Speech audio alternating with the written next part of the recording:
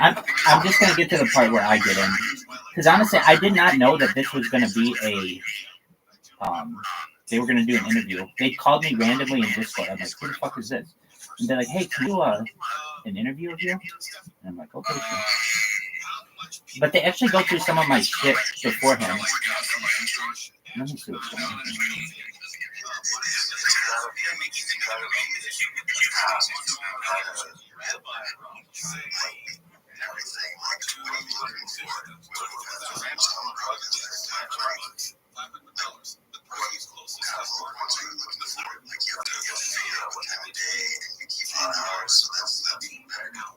I'm sorry, what, can you repeat that?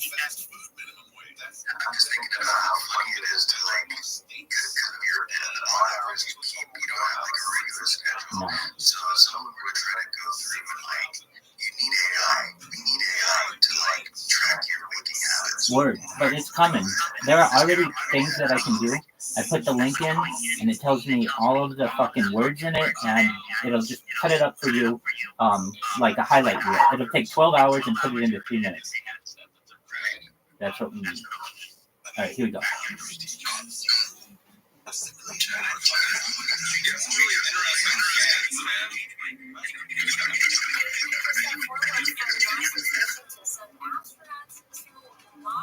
Last night, 4 volunteers emerged.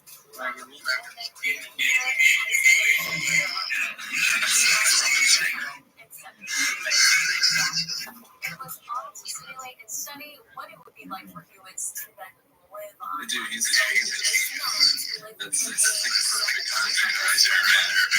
I'd pay money to watch it like a schizophrenic guy. During the time, I didn't even know what he was doing in that either. Like, I can't understand it, but it's dude, you gotta at least respect that guy's put into he is experimenting what's fucked up, dude. It's got phones just taped to the bed. It's crazy. He's currently DC1 in Nathan Ross's Discord server right now. Nancy, you are so He's so this one's look, they're already sacrificing. Stretching more than the sacrifice. And I know these folks. Thank you so much for the opportunity. I am Rabbi Rothschild. I've been doing this now live 365 live and so I advocate for pacifist peace throughout this entire journey. I started 3 years ago about just getting off and for California, and I really wanted to get my golf on camera. I never had the opportunity to be my twin, and so I just think that and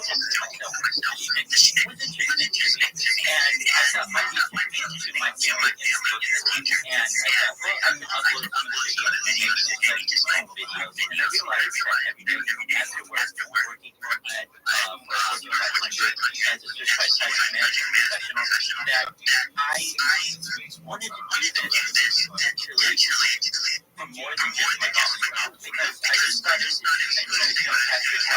almost like a time. And so I bought this book that summer, and then started uploading my life on YouTube, thinking that, you know, we're in the middle of the pandemic, and it was interesting project, and I have essentially wanted to give the world a view into my life, essentially like the Truman Show. You've ever seen the 1990s movies? And what really went to my mind as a special is not just moving from the every end, but it's going to be even more interesting in the future for many reasons. We'll be able to study the circadian rhythm, the human behavior, human digestive cycle, bathing patterns, emotions, all of the things that a human through which a human goes throughout their life. On my time on approximately 10 different streams, 6 of which are on YouTube. I have 2 simultaneous Instagram audio posters, and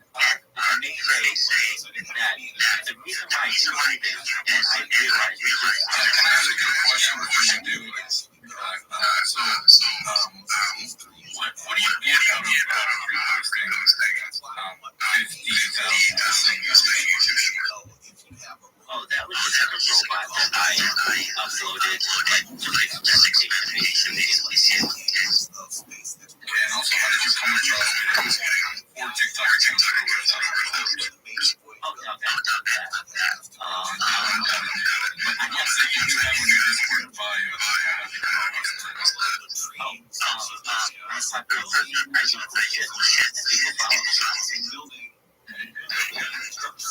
Now, I have to ask something real quick, too. I'm sorry to interrupt, my friend, but you got to turn on that camera, man. We all got cameras on. We got to have your camera on, too, right?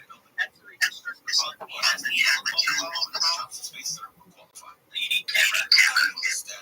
Hey, everybody. Hell yeah.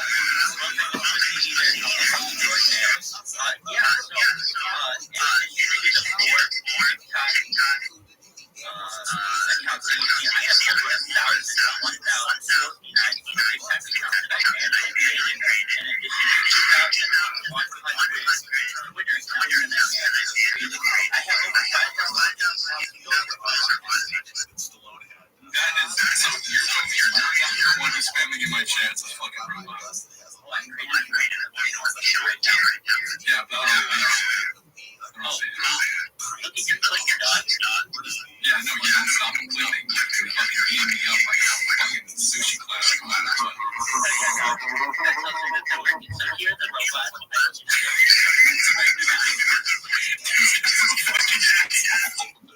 He's a genius. He's a genius.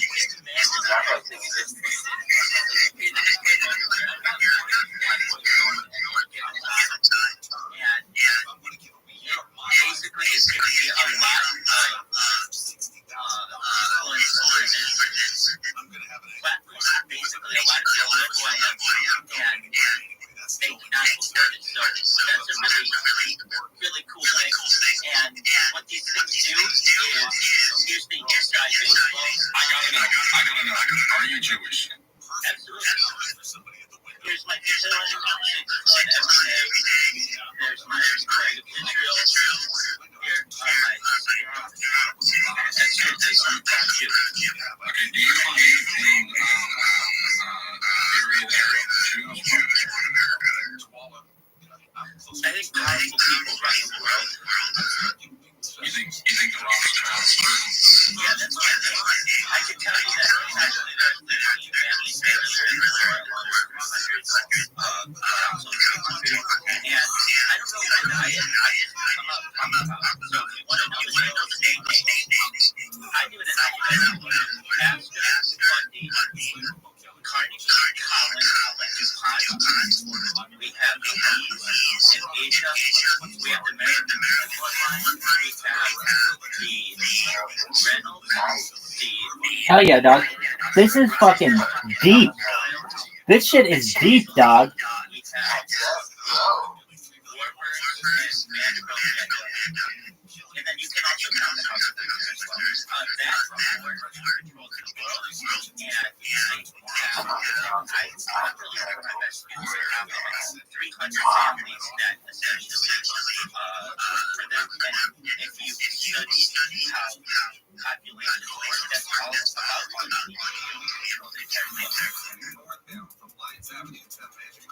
And I would give all the people to top of that as well. And I think you will. You're very early in the streaming world. And you have to understand data is the number one resource. If you know the magazine, it stated in 2018 that data had overtaken platinum and overtaken petroleum as the Earth's number one resource. That means it's more valuable than gold, platinum, obviously petroleum, food, water, air.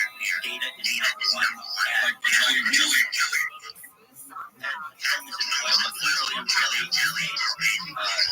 is from petroleum itself. It's like crude oil as well. Plastic. All of those things are how valuable they are to them. And data is one of that's granted. And if you take what Bill Gates coined in the 1990s or 1970s, well, someone who has the most amount of content online may one day perhaps communicate or somehow have a huge yourself grow. And I have more than 30 times more data online on YouTube alone than say PewDiePie and Spy. I have more data combined with all of my channels than the top 10 largest creators right now. I don't have more views, but I'm not worried about views right now. I know that what I'm doing is future. It's essentially a time capsule for the world. That's very important. It's like a science. You're exactly right. Some people call it performance art, some people call it science experiment. I really think all of those combined into one. And everyone will want to be a part of this. I've been able to study the journey of everything from small time creators to cryptocurrencies to UFO disclosure and everything in between. Really, we got presidential debates tonight. We really track the events of the past every single day of every moment. You gotta know. Are you a liberal or are you a Republican? I decided to class I don't like to see more libertarian candidates. I'm for personal rights. Tell me about this guy. I love him. He's cool as shit. I love you. There you go, baby. This is awesome. So some of the things about which we discuss on my stream is really, really important. And I really want to, I mean this, I'm going to change life. I'm going to change my taste. When you were born, you had thought that you were going to live potentially till age approximately 79, 80 years or more in the Western world. Understand that now we have technology, find us with technology, where you upload your mind into a computer for later download into a cybernetic being, a robot, an ethereal being, an avatar, a clone, older, younger, whatever you want. What I'm talking about here is mind-blowing technology with a point of digital immortality. And you guys may not know that you have to do this right now. You have to give yourself 10 years on the internet of live streaming all the data that you have to do. Now, 2020 is to be very influential individuals yourself. And with that, you may have the opportunity to take advantage of mind-blowing technology and digital immortality. WKYC reports a 75-year-old woman responded to a Facebook message from someone claiming to be the former lead singer of Journey. The police report says she sent the person $72,000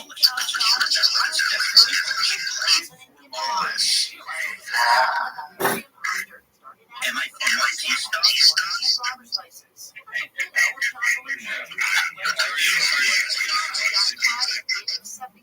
Oh, I love those dogs. The wife of Animal They're House. wonderful dogs. I go out with some of the best dogs.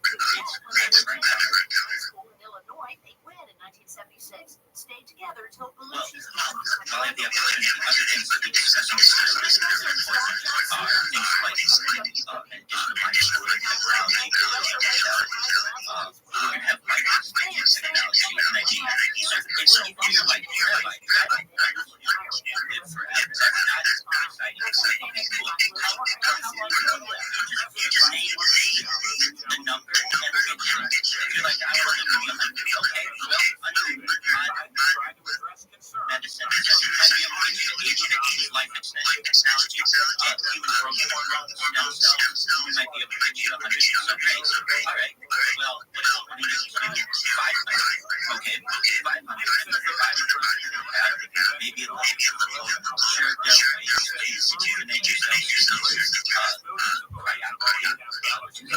Therapy and some other ways. But at that point, you might be looking into some sort of either transplant, like a brain transplant, or some other type of technology. I can tell you that I saw technology today, it was on Twitter, but China has face transplants that are being done face, like your face on somebody else, and they come out really well, and they've been doing this since 2005 was the first course.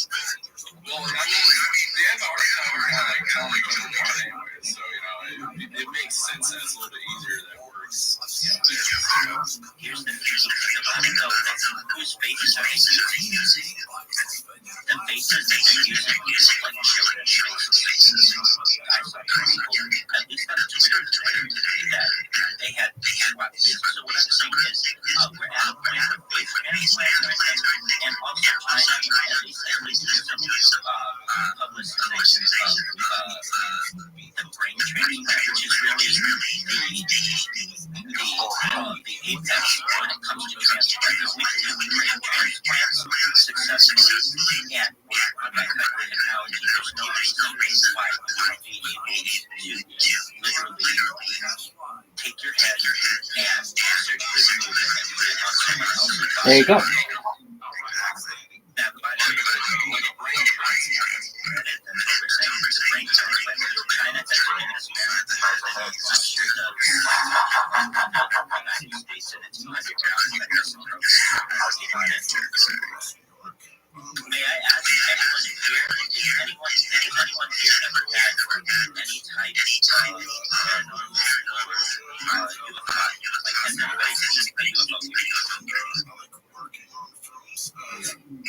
One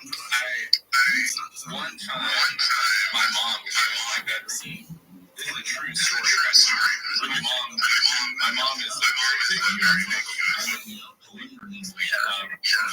She came in my bedroom on Sabbath, probably drunk, and she's like this. She's like terrified. I'm like, Mom, what's going on? She says, outside. And she's like shaking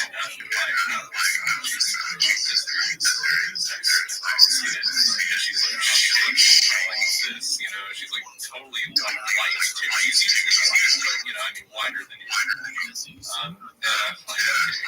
like, well, just drunk and just drunk. Believe me, I'm like, let's go outside. Go outside.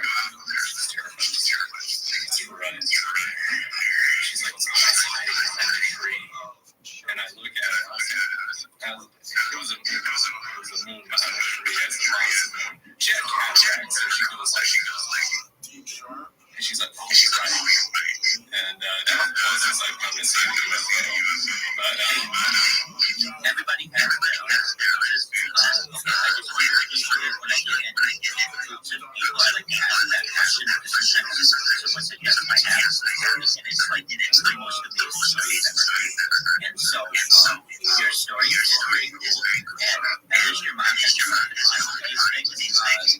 That's great. One thing that I'd like to know about this project is alien disclosure. If you really know anything about the subject, the amount of, in addition to physical evidence that we have, biological evidence that we have, extra biological entities, is vast. I didn't know about it until I was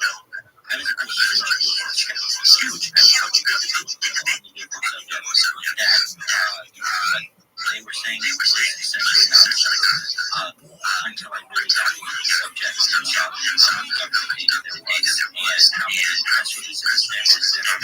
And then I really got into the question of why have we had disclosure. Really, I think we're going through a country that's called soft disclosure, where maybe there is never a single day where on the news they just start talking about aliens, but it just happens within society. And if that's happening, you have seen it through the media, especially in the last 30 years, and the amount of alien invasion, alien civilization movies that we see. So the past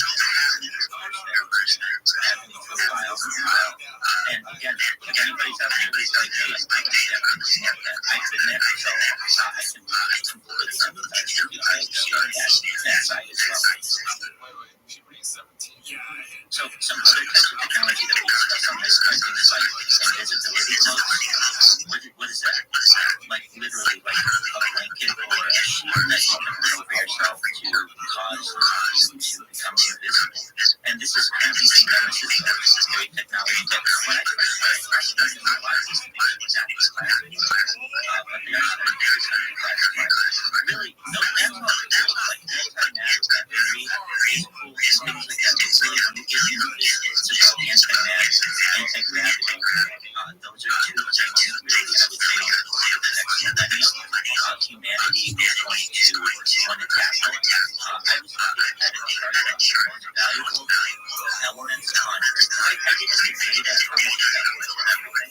And the most, what is projected to be the most valuable resource in the known universe is anti-matter. If you can get your hands on a pound of antimatter, you can power the Earth for 300 million years. It's like a huge amount. So, when you get antimatter, it's way out in the very ends of like an antimatter cloud in the universe, and it's everywhere. We can't get our hands on it right now. But what's really interesting, of the known universe, 90% of it is antimatter. So, like, most of the shit out there, we can't even do that. Anyway, with that being said, some of the other things that are very valuable were like cancer, sometimes it's technology, some other things, etc., etc. So I find it interesting that these things are not being discussed. Antimatter, anti-gravity, finding technology, digital immortality, about all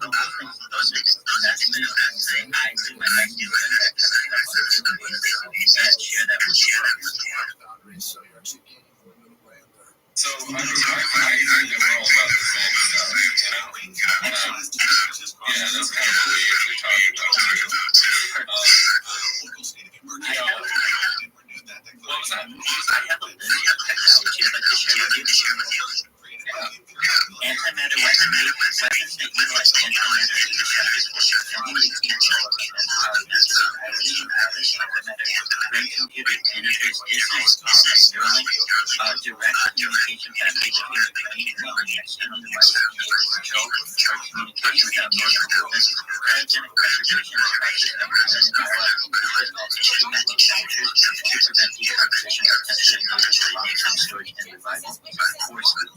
Somebody else on the internet actually, I mean, you guys are, like, not publicly. Turn on TV, and it's like that energy barrier or human reflect or observe incoming threats, commonly depicted advantage as protective technology. Fusion power generation, a form of power generation that ranges in energy released by nuclear fusion reactions potentially provide abundant organic energy. So you have fusion, which is the slamming of atoms together, and then you have fission, which is integration. Gravity control, this is fascinating. The ability to control gravitational field, potentially enabling propulsion systems, hyperspace travel, travel through the hyperdimensional space, alternate dimensions potentially, faster than light travel, exploration, and of this one. Visibility from the technology that renders objects visible or camouflage and light around the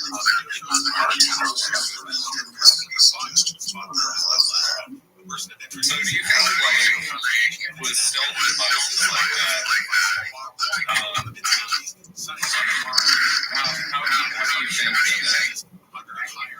that it's like hidden, right? We don't know about this, and only like the government has. Yeah, so a lot of this comes from the budget, and it is very slowly disclosed to the public.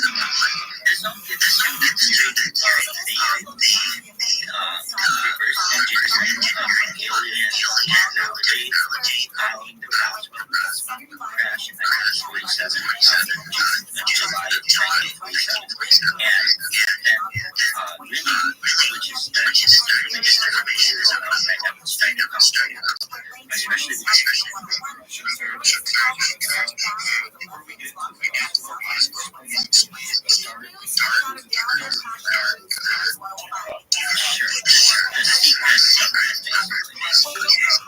So there is a government that you see who are elected, and people who are in Congress, executive branch, and all that, but they have a hand in it, and these are the groups, the families, the members, the 13 families, they have that group of 300 people that basically have tentacles on what's known as the underground, the clandestine essentially, this government shackup. These are all the same things, and allegedly they have taken a while of the money budgetarily, particularly following World War II, and used that now for defense, but have used it to building up underground bunkers. The underground military bases, and these are connected around the world that allow for transportation that's much faster than what they can get on the surface, and we can go into all the dumps and all that. But essentially, I don't think there's anything faster than, that feeling that when they get drunk and they're driving down the highway, nothing is faster than that. So, I don't think there is anything quite as fast as that, my friend. Mad Love might be able to give that good run for its run. So, allegedly that might be a lot of fun. But Mad Love in a back interview that essentially strengthens this allegedly can travel transatlantically in a matter of less than an hour. So,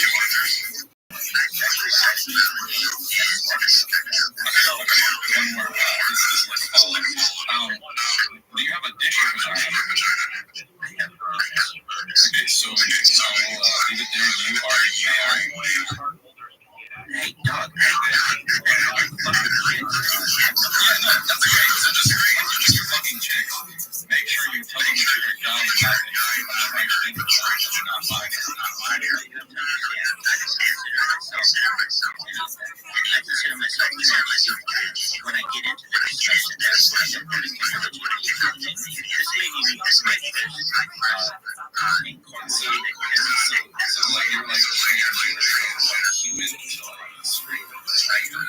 No, not about the show, but like and that's what this is about. So someone who is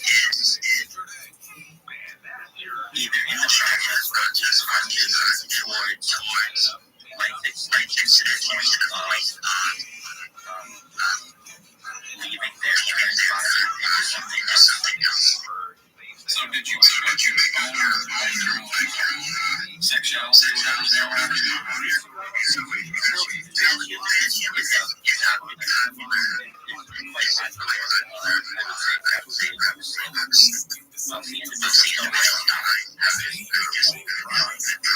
A lot of their writings. The idea Citron is basically human, I guess you can say forced evolution. So I think, yeah, it's one of those things. yeah, that's a good way to summarize. So I guess, I don't know if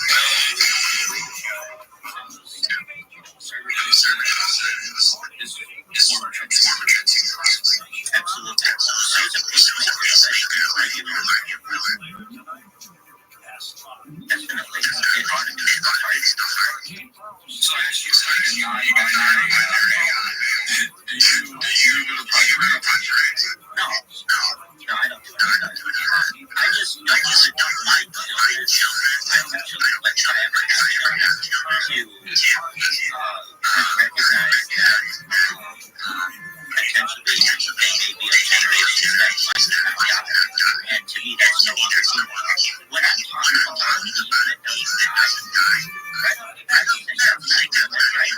If you read that, Well, I mean, yeah, okay, so you can say,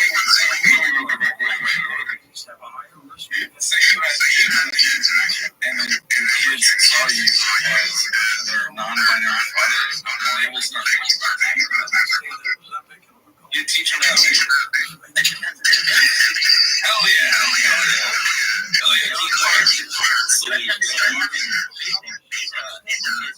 We're just like living life.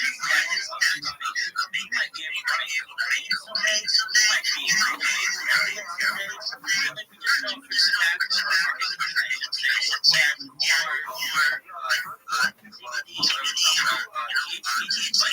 If you're suggesting you're vaping cocaine, if that's a picture you need to I'll let you press it right. You got my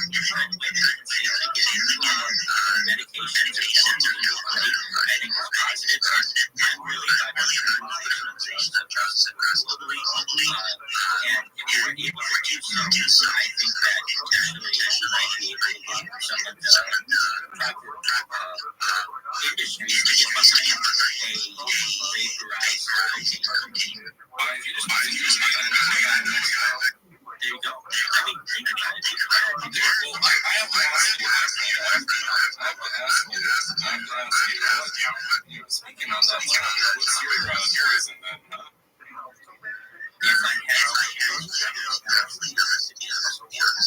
Okay, alright.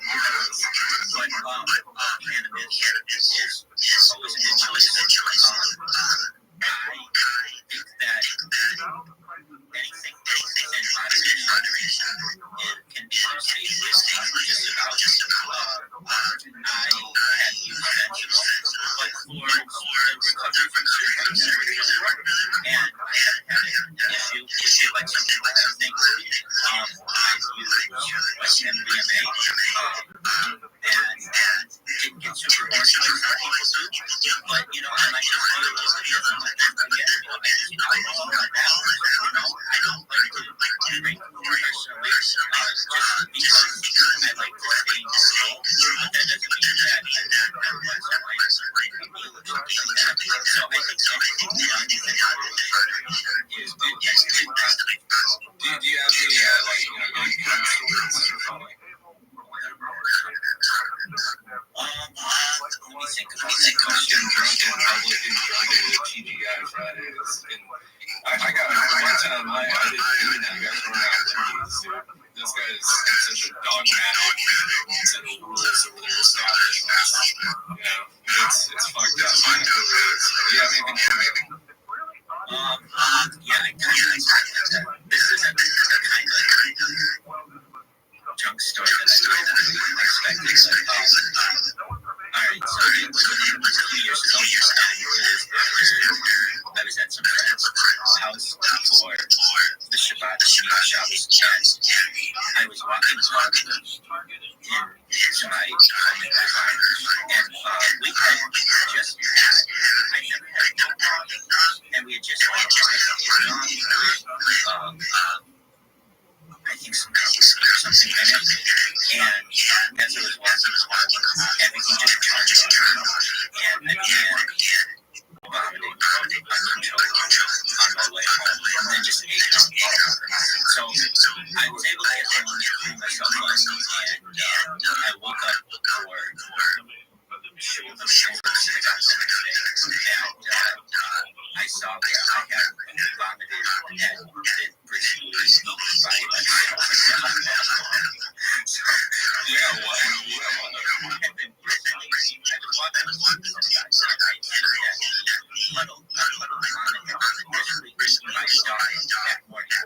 And so it was basically, the dog had some breakfast, and my vomit the night before was essentially victim. So yeah, fortunately, I've never had nothing crazy where I drove into a Wendy's or something like that. Unfortunately, I had a lot of friends that got in trouble with alcohol and but those that have just not lessons. So I still think cannabis is a much safer alternative, and I'm sure I got some really good objectives to this now, but I do know that I think if you would experiment, if I had a child, you said that you kind of tangle right with everyone goes or something like that, that's probably a good, but I don't think I have an issue with 13-year-old smoking a joint. I think so. Yeah, I think that might be they can reproduce. I think that where we really, at least when it comes to those types of things, especially recreational drugs, not alcohol, but cannabis, what's the worst thing that has to happen? Is that a beautiful one that falls asleep? You can at least drop a weed or sleep on it. Hold on. Do that. Where to get weed? You don't go to a place that weed. You go to a dispensary and you purchase it legally, and then you know that you're not going to get anything else, and you know that potentially you're going to have a very good time, and music's going to sound better, you're going to have more beautiful sex, it's going to feel better, food's going to taste better, Yeah, you're describing all right now. Hell yeah, baby. So, we usually have a topic that we ask people when it's, their first time on the podcast. Have you ever shot your shower before? No. So, I'm not talking like,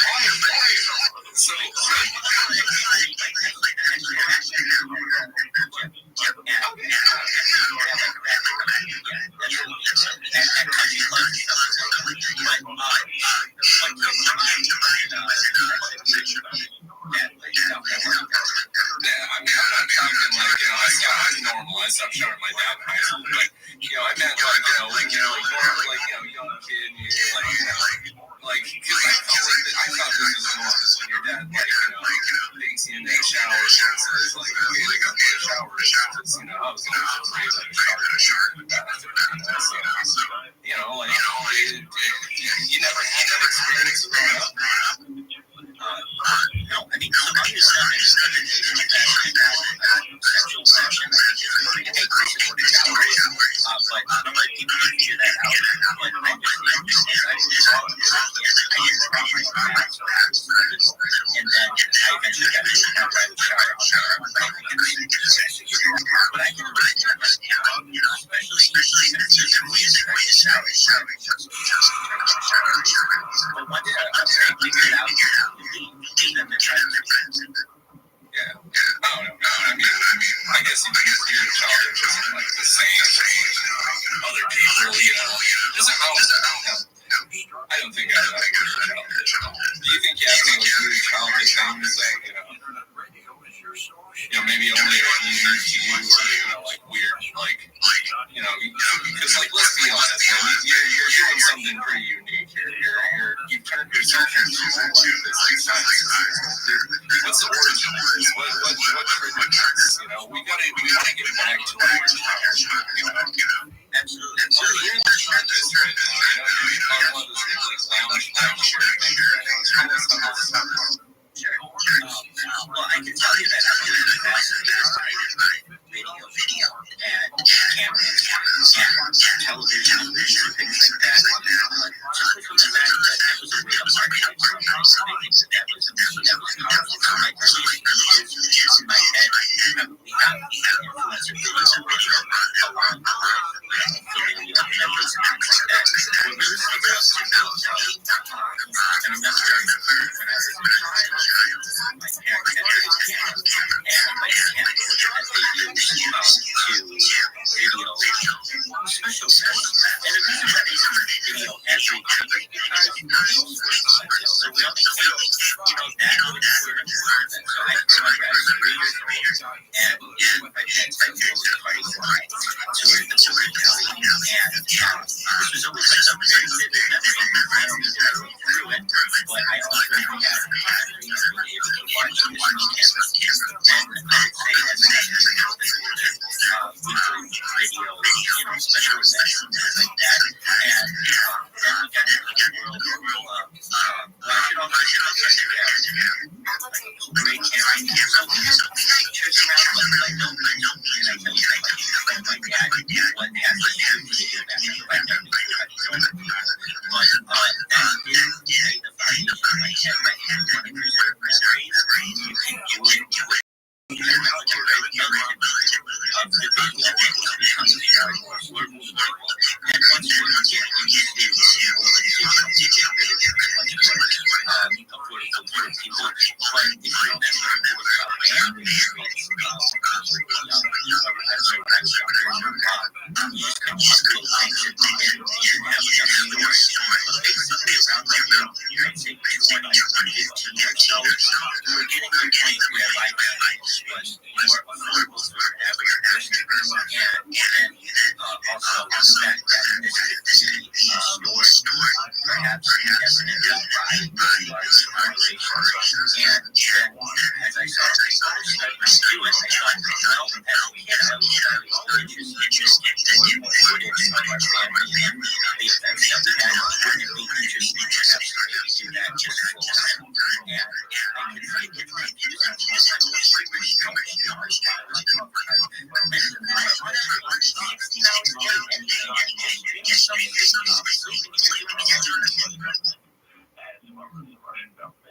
but essentially, this came from, I would say, the power of video, and the power of video also, I would say, has inspired other videos and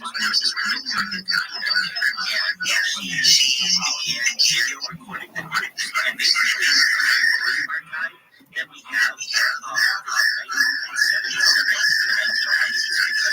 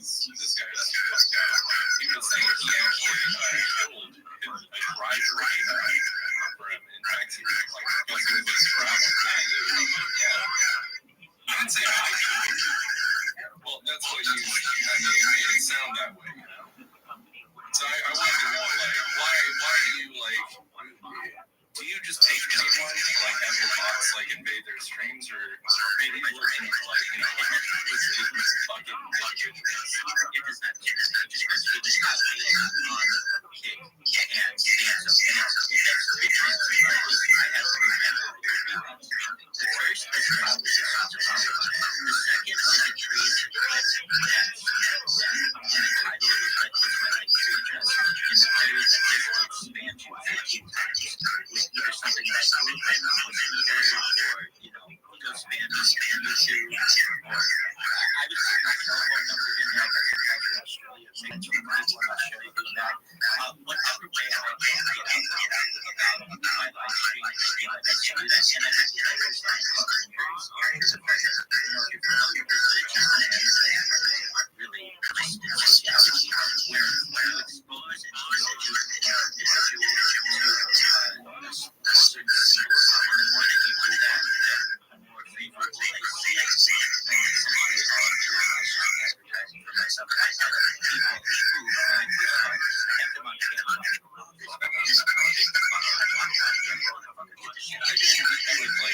Fucked up crazy. Like, look at him. He has a hat on right now. It says legalize e-hats. What do you do? Because I think it's pretty fucking good. I think a tree hat is no different than any other piece No. Maybe both of you guys are fucking sick of that. I can tell you it's becoming much more popular, especially in the years of when I was a kid, it was always kind of a joke. But now, people are out there just, you know, doing shout-outs about that whole nasty life. See, Tristan's adding to that. Okay, who the fucking winner is? Now, our friend here, he's actually, he doesn't like shit, but, you know, he is very well.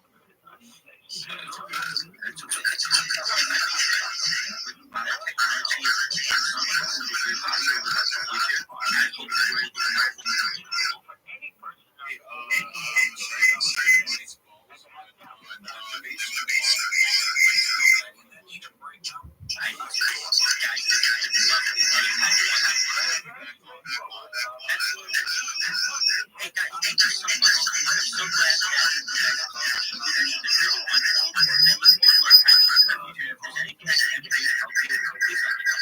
Yes. There's your robots. I know you robot. Yeah, my channel is Sean One. If you want to see all of your robots to subscribe, I wouldn't have any problems at all. Yes, I'm almost at 100. You know, sorry to, yeah, I see that shocked look on your face. You thought you were a big name. No. I think so. I'll tell you this right now. Before we go, you can buy Guinness at Rabbi Rothschild or my TikTok stuff. If you look at those, I just shout out to every small creator. So I'll just shout out to you. But I see all of the others. You can look at those.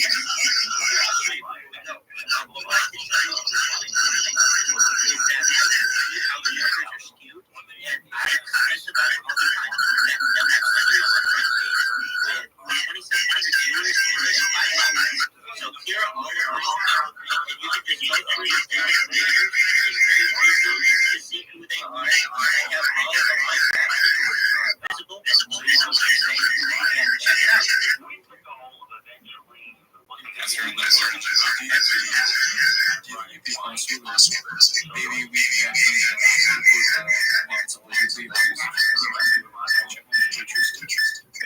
Hold on, I'm gonna give you guys right now. I will say that I can catch every subscriber I have. Someone else subscribes. How many people want to follow you?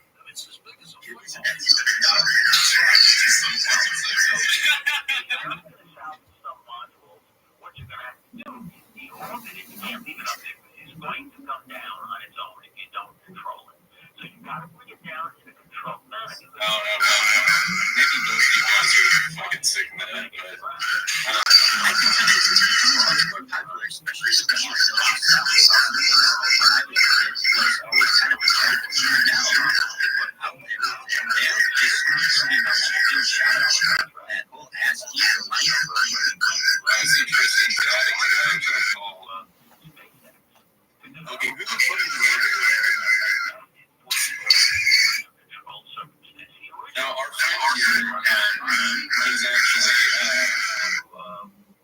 he doesn't want to be passionate.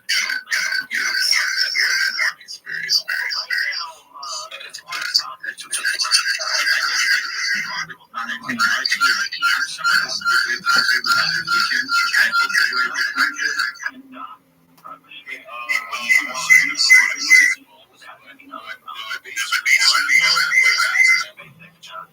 I do too.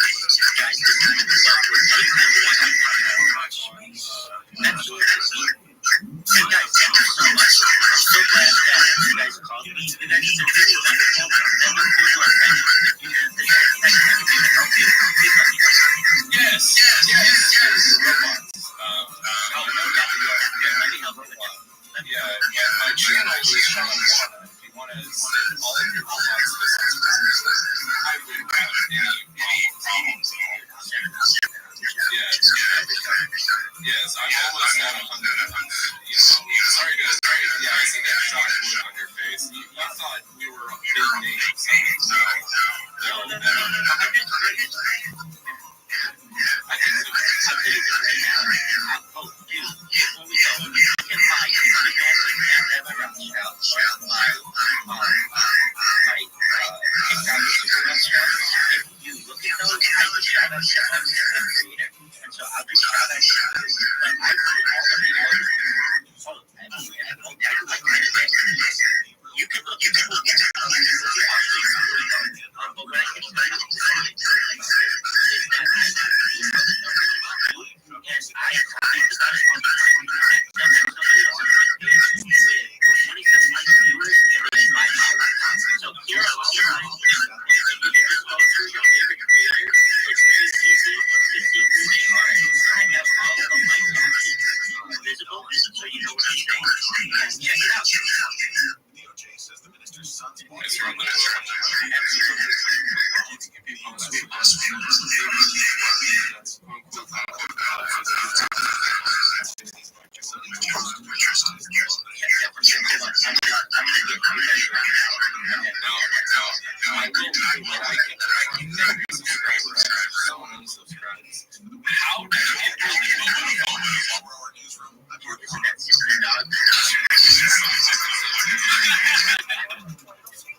Crashing up to the planes that keeps us off to 101, a crash down in stages 105 East Central Boulevard. Everything's moved over to the right shoulder, but things are being slow from Paramount Boulevard. Hacienda Heights construction on 60 westbound from Hacienda Boulevard to Crossroads Parkway to right lanes are closed. With Southern California's only airport traffic reports, I'm Nancy Rodriguez. This report is sponsored by the San Diego Zoo Safari Park. Change the way you see the world at the San Diego Zoo Safari Park. Whether you're eye to eye with sponsored tigers or soaring high above giraffes and rhinos, every adventure helps support wildlife worldwide. Visit today and see conservation from a new perspective. Experience the magic of art coming to life at the Pageant of the Masters. This unique event showcases real people posing to look exactly like their counterparts in original art pieces. It's a spectacle of illusion, artistry, and storytelling under the starlit sky of Laguna Beach. Don't miss this one-of-a-kind, unforgettable experience. Tickets at pageanttickets.com. Witness the enchantment of living pictures coming to life at the Pageant of the Masters. Sponsored by Volvo Cars. In today's Marketers Report, King Cronin, Chief Brand Officer Moderna, weighs in on the speed of audio production. In this day and age, and particularly at Moderna, where we have new information coming out on a regular basis, being able to feed that information to the audio format makes being nimble and pivoting easy, and that's what I really like about it. As the #1 audio company, iHeartMedia gives marketers access to the audiences, influencers, insights, and data you need to grow. If you're a marketer, go to iHeartResults.com. KFI AM 640. Dude, what a stupid American I am. I'm in France, and I didn't like it, and I read that the LA Kings are playing in Philadelphia. Landed in Philadelphia, went to the stadium, and got there 10 minutes before the face-off. There you go, my friend. LA, and I said, France, I'm never going back. Live 4 to 7 p.m. on KFI and on demand anytime on the iHeartRadio app. Keep your urine to yourself. Contain your urine. I don't know if you know how men's bathrooms work. They're training team. No, that's not what Steve Gregory told me. He said it's a crime scene in there, like blood spatter. Well, he needs to do a better job of squinting his eyes when he walks in. You don't see the fine details. Gary room in the daylight, you just can't look too closely at it. Streams live 9 to 1 p.m. on KFI and on demand anytime on the iHeartRadio app. KFI AM 640. KFI AM 640. More stimulating talk. KFI live everywhere on the iHeartRadio app.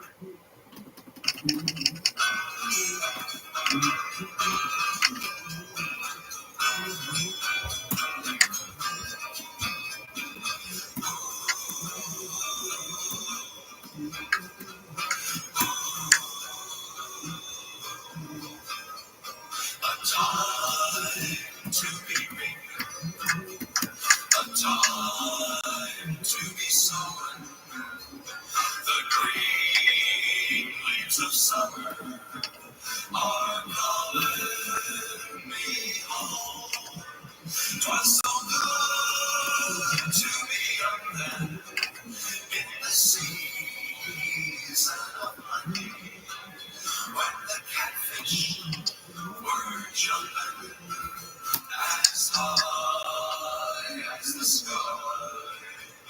A time just for planting, a time just for plowing, a time to be careful, a girl of your own. 'Twas so good to be young then, to be close to the earth, and to stand by your wife at the moment of birth. From somewhere out there, this is Coast to Coast AM with George Norrie. That's an old classic, The Brothers Four. And it was in the movie The Alamo. Those of you remember that a long time ago. The Paranormal Podcast Network is up and running and growing by leaps and bounds. It sure is, and we invite you to be part of it. If you listen to podcasts on your phone, just download the iHeartRadio app. If you listen on a PC to your podcast, go to iHeartRadio.com. There's a little search box at the top of each of those. Just put in Coast to Coast AM. All the shows will pop right up. And I invite you to listen. We've got some good ones for you. It's the iHeartRadio and Coast to Coast AM Paranormal Podcast Network. Put your space hat on. We're going to take calls next hour with Bob Zimmerman when we come back to Coast to Coast. And now here's something for your immune system. HealthyLooking.com and Dr. Alan Millay bring 4 decades of experience in natural products for the exclusive stem cell wellness kit that works with your body's stem cells to assist your immune system. Here's Dr. Millay with more. Whether it's physical activity, obesity, diet, smoking, low on hormones, stress, sleep disorders, or your age, can be supported by reducing inflammation and aiding the body to heal itself appropriately. A stem cell is a cell waiting to be told what it needs to be. If there is inflammation, that inflammation needs to be stopped. High blood pressure, high cholesterol, kidney disease, various types of cancer, depression, autoimmune disorders, osteoporosis, even fatty liver are chronic signs of inflammation and can be aided by supporting the body's ability to protect those cells that it needs. And that is the purpose of ImmuStem and Adaptostem together, supporting the body to be the best it can be. Dr. Millay, how will I feel after taking Adaptostem and ImmuStem? The ImmuStem is going to have an immediate effect, but I tell you, your immune system is starting to function better after 24 hours. You put Adaptostem along with it, and most will feel it within 30 minutes. Order now at HealthyLooking.com. The Stem Cell Wellness Kit from Dr. Millay protects your body's stem cells and will make you feel better faster. The Stem Cell Wellness Kit with Adaptostem and ImmuStem and your free gift Relaxol is only available at HealthyLooking.com or toll free at 800-563-3980. That's 800-563-3980. Don't forget to enter promo code George for free shipping. George's Stem Cell Wellness Kit at HealthyLooking.com. That's HealthyLooking.com.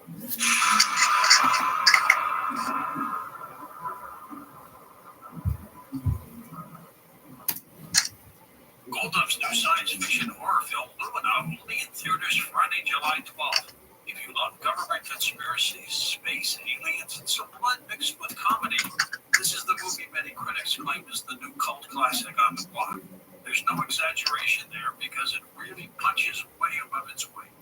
A terrifying sci-fi thrill ride, Lumina follows four friends desperately searching for their abductee friend in a deep underground military base. Whether they find their friend or not, what they find in the desert of the U.S. to the sands of the Sahara will change their lives forever.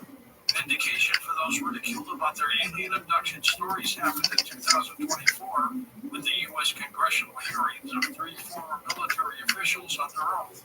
Some say it's Hollywood, but is it Hollywood or art imitating real life and real abductions? Lumina, theaters Friday, July 12th, rated R. Lumina, race the darkness, fear the light. Did you know your dog's food could be harmful? Dr. Marty says there's a one major red flag. Cook dog food, like kibble or canned food. If dog food is cooked in high temperature, the amino acids often overheat and can create dangerous compounds called advanced glycation end products.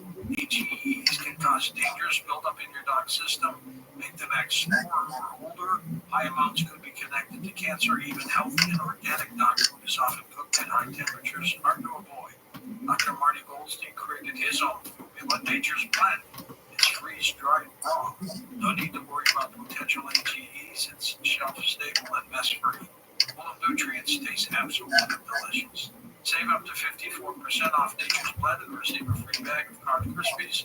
Go to drmartypets.com/post, DR for the doctor, or text COAST to 511-511. That's COAST to 511-511. All dogs are unique. Drugs results can and will vary. Text fees may apply.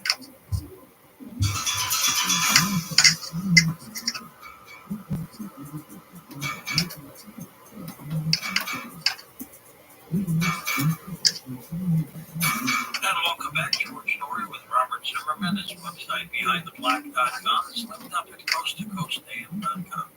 Robert, in 2018, you wrote a book called Genesis, the Story of Apollo 8, that included 2 great astronauts, James Lovell, who's still with us, Frank Borman, and William Anders. And William Anders passed away about a month ago or so in a plane crash. 90 years old, doing aerobics. What was he doing? From the day he retired from business, this is going back now 20 plus years, when I wrote the book in 98. He had retired. He flew planes and flew them competitively in antique planes in racing. This is a whole thing that goes on that people who are into antique planes do. They buy them, they refurbish them, or they build kids and do one. He was doing that. He's been doing that. He's been doing it for the last 3 decades. It's not clear yet what happened in his accident. They're talking about Fred. They're talking about Fred. Yeah, they're saying In the water. That's at least what it appears, but there's been no final investigation report to say what exactly happened. He could have had another problem with the plane itself. I wrote a piece on Behind the Black about Bill Anders because there were 2 things about him that really struck me when I interviewed him extensively from the Genesis story of Apollo 8. The first thing was I need to go fast. He really did like to go fast. He was very proud of the fact that the Apollo 8 mission to the moon, he told me in Baby, I got my eye on you, cause you do all the things you want me to.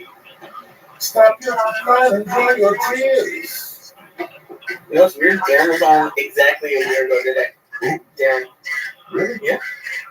Who the fuck do you think you're doing? Huh? Think I'm some fucking novice from across the street or something? Fucking punk ass bitches. Oh shit. You motherfuckers tune in at a good time. Cause it's a full schedule tonight, motherfuckers. Oh shit.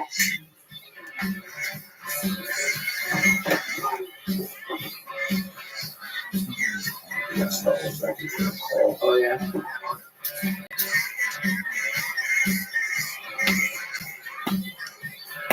You're playing CDC a lot.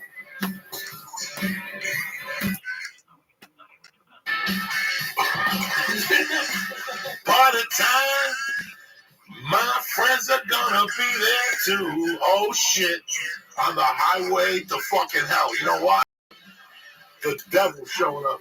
That's why cocksuckers are full bag. We're going fucking 800, maybe 9 right off the bat.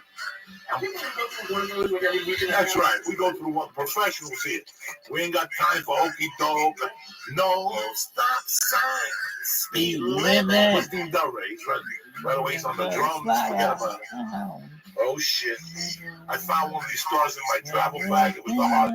If you've been into this fucking thing, you're too before. I paid by Jews. He shows up now. Cocksucker.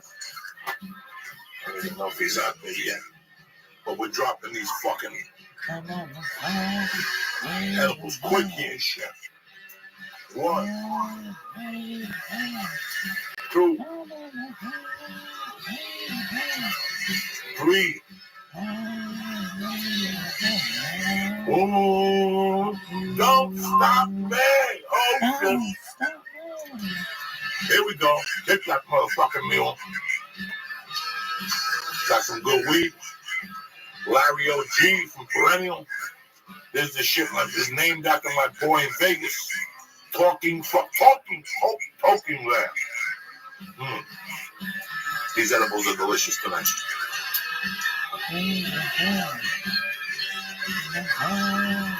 You see it?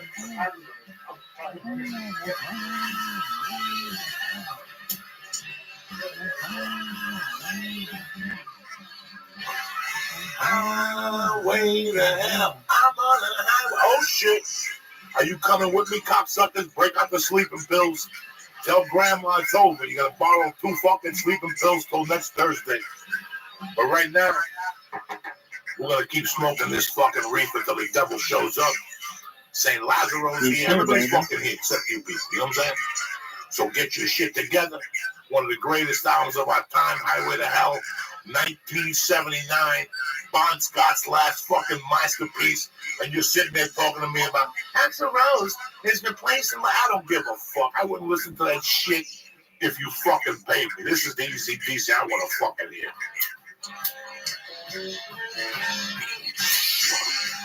It's time to see the devil, bitches. It's Wednesday night. OJ made in America. Uncle Joey made in America. You understand me? Oh, yeah. Oh, fucking yeah. If you ain't gonna see the devil with Uncle Joey, you're never gonna fucking see the devil. And if you don't see the devil, then you'll never know you're fucking God. Does that make sense to you? I thought it did. Da, da, da, da, da. She's enough to start a landslide. What? Just a walking down the street. Oh, shit.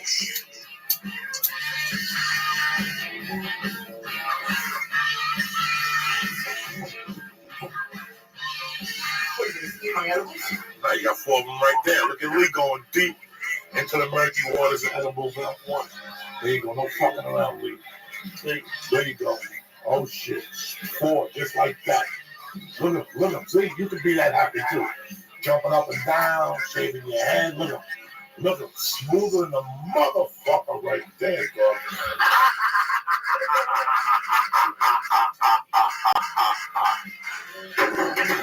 You bad motherfuckers. I just spilled my weed, but no worries. We got more.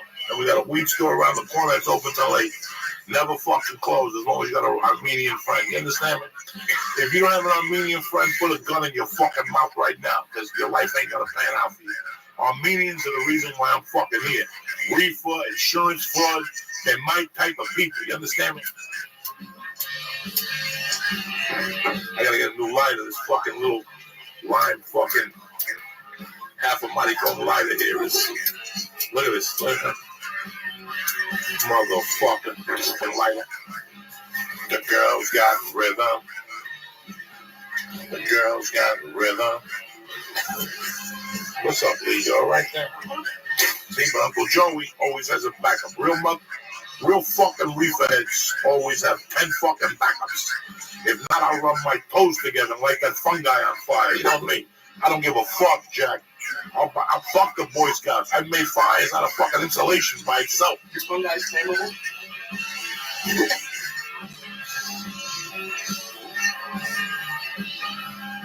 Are you kidding me or what?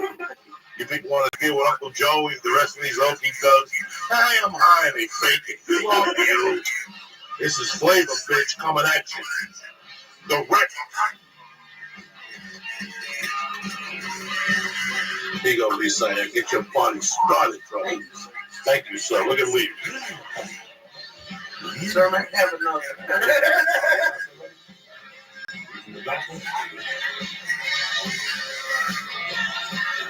Keep going. This is the devil weed right here, John. This is the shit Larry fucking Lamb smokes. Look at it. Woo! Ooh, it's red. There you go. We ain't looking back tonight, motherfuckers. Where's those mushrooms? I don't know. You hit him. You took him. One hit Louis, hit another one. One hit. Always one fucking hit Louis.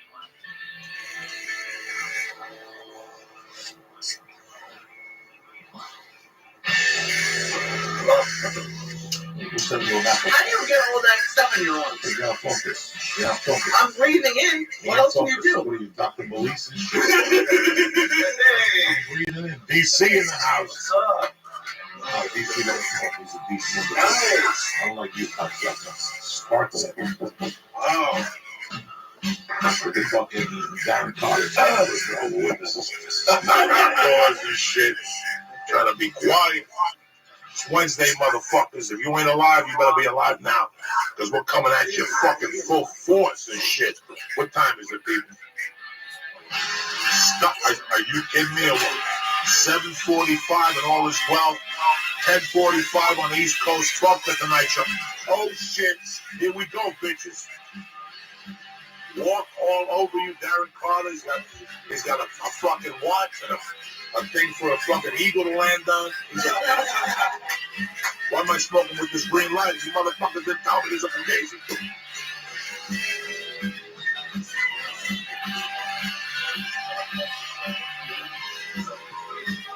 Look at that. He's like, how do you get to smoke that much? You gotta smoke, cocksucker. You gotta expand those lungs. You gotta hold your breath for a minute. I haven't held my breath for 10 fucking seconds. There's no reason. DC's here. Get your fucking donuts. Whatever you need to do to get your head together, because we're going deep tonight. Where's those stars? Me and Leah split another one. We're going in, and we're going for 900 tonight, because we ain't fucking around. And I suggest you do the fucking same, cocksuckers. I ain't got time for this shit no more with you motherfuckers. Either you're gonna get deep or fucking go hang out with one of these other faggy fucking cops. There you go.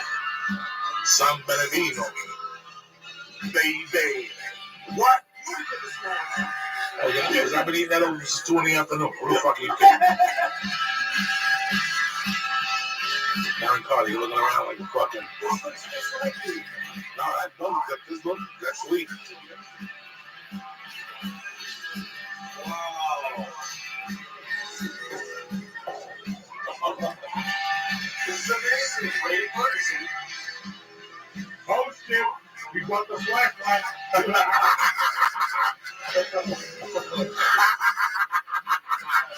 This motherfucker's waiting for an earthquake. Oh, shit. You know what the earthquake is? That's the same flash that's going to be flashing in Lee's eyeballs tonight. To make sure he's coming back from fucking the dead. We don't need vital signs here. As long as you got a fucking heart on, you're on top. Oh, yeah. I love you motherfuckers always. You know that. We go deep here. I got your back. You got mine, okay? I'm with you. You're with me. And they're with us. And we're going to keep growing. The church is coming at you like fucking 10 black dudes in Memphis. We're going strong. You know what I'm saying? We ain't got time to be fucking around. We ain't dead. It's over. I'm telling you right now. Philadelphia is so fucking out because of you motherfuckers. That's why I love you cocksuckers. God, you guys don't fuck around in Philly. They get the weapons. They beat people in the head. It's like Mad Max. We're going deep.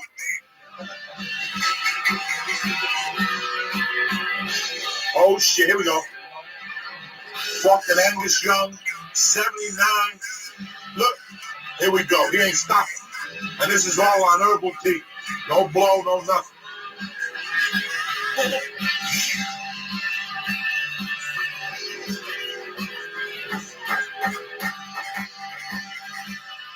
What's up, Lee?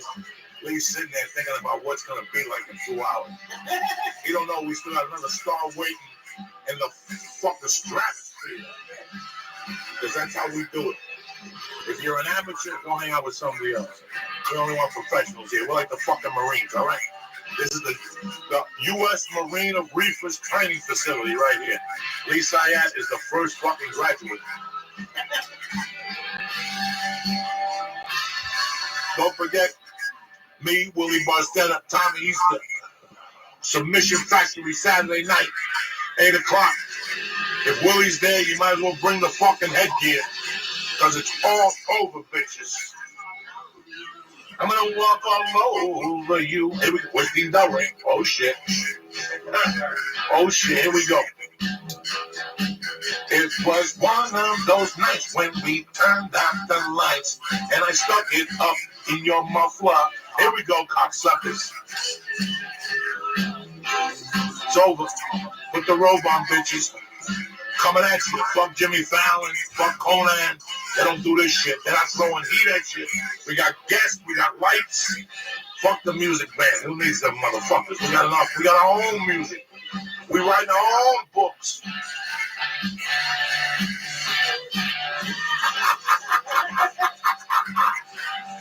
The Uncle Joey's out of his fucking mind, but he loves you. You know what I'm saying?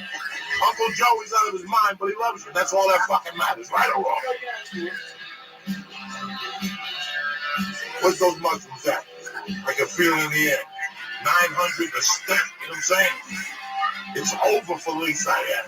He'll be sleeping here till Friday fucking morning. Paul will be texting him, there'll be voices.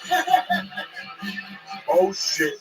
Anyway, we're gonna start this podcast in 10 fucking minutes. We'll be on YouTube right or wrong. Don't forget, Darren Carter's new CD is on pre-sale, all right?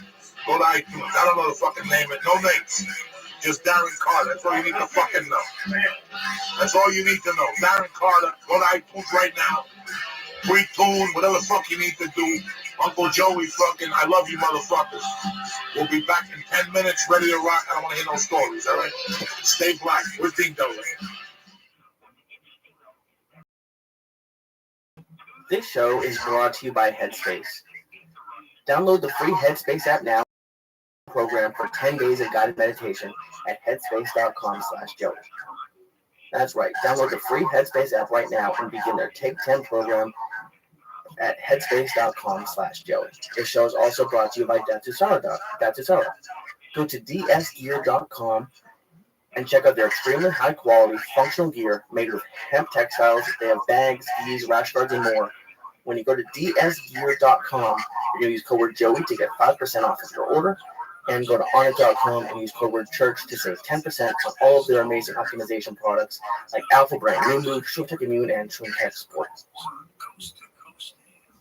To find out where George Norrie is speaking, go to Coast to Coast. Why not? Why the fuck not?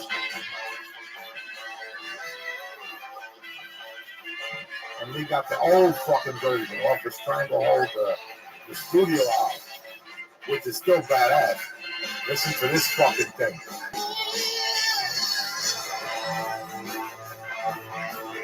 Are you fucking kidding me? Back in the day, before he lost his mind, you better show up early in the morning at Ted's house, cocksucker.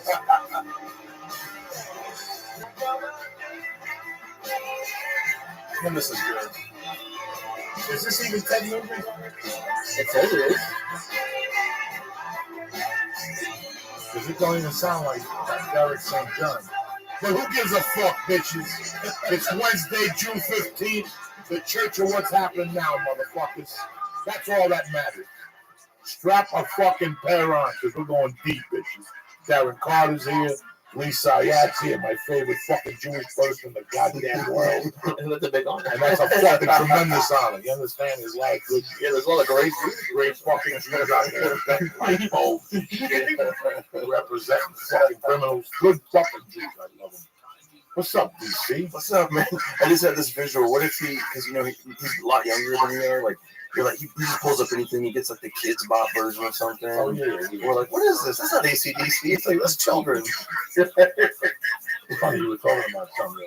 Listen, there's two lives you can have in common. There's the Dan Carter, Joe Rogan life, or the Bobby Mendez life. Bobby Mendez is the character. Bobby Mendez is a typical comic that comes out here, gets a deal, drinks, he smokes coke, he blows off gigs. That's who I was becoming. And you get a chance here, you blow it, and then you just live on the road. And you're divorced, you have nothing at home, and you basically go from town to town, doing drugs and getting chlamydia and just getting sick, getting fatter. And is it fun at all? I can't see it being fun if you go down that street. Okay. There's a lot of comics that have come out here, gave it their Oklahoma best. It didn't work out for them for something. They go back and then they start the family and they do all that stuff. A lot of guys come here and they get jilted. And that leads to, alcohol or whatever the fuck it is. Their relationships blow because they're not making the money. You're angry. And then you go on the road and you just live on the fucking road. And you have a car and you put oil in it and you disappear. You have bad credit and you die on the fucking road and these jerk off say you're a great comic or bullshit they say. That's not the route I wanted to go. It's really hard that you learn as a man how high you have to put into a family. Like when I was first married, my effort into my family was 50%. It was minimum. Now I blow shit off to be with them. Yeah. I look at my schedule and I go, you know what? That's not necessary. That's not necessary. That's not necessary. That's not necessary. That's necessary. That's right. I mean, that guy to make money. This is the thing, and that's what happens when you have children. That the DVR box you have, and you tape all those movies. You get home at night. You don't do that anymore because that becomes a minute part of your life. When you're focused on life, everything else, it's very hard in today's society to have focus. Because you have computers, you have Facebook, you have Twitter, you have the phone right fucking there, you have the TV, So no more magazines. Everything is in your fucking phone. Not even in the car anymore. And I love, trust me, I listen to podcasts. If I'm in the car, I'm listening to a podcast. Absolutely. But to be honest, there's all these cars have Wi-Fi now. Cars have all these apps. When I remember being a kid in the car and you were bored to death. You hope they crashed the fucking car.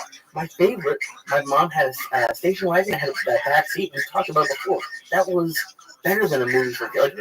I used to be so jealous when I was a teenager. Because when I was a teenager, those screens in the back seats started coming out. And I was like, Mother, that would have been great as a kid. But I don't know. I remember being in the backseat, right? You try to get the truckers to honk their horn, or me and my friends would be back there pretending that we're smoking cigarettes, and then the other drivers would be like, "Those kids are putting something in there," and it's just like paper, and I can't remember the last time I was bored, because there's so much as an adult. There's so much to do, and then with all the technology and stuff, there's no downtime of when you're a kid, you literally would see how far you can kick a can, on the way home from school or something.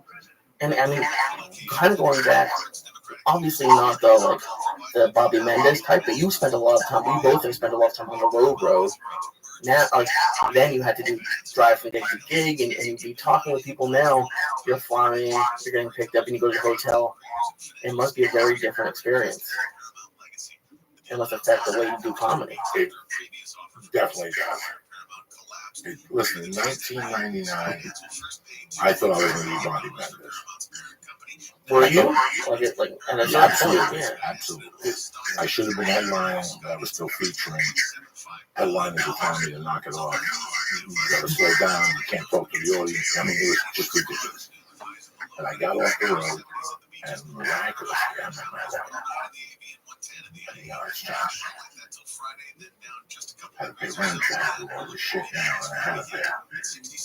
You know what I'm saying? These are things you got to do.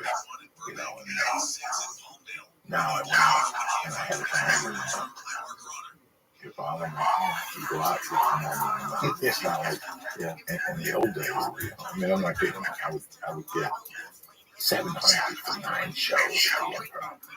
Tuesday through Sunday. I would take $100 draw every fucking night.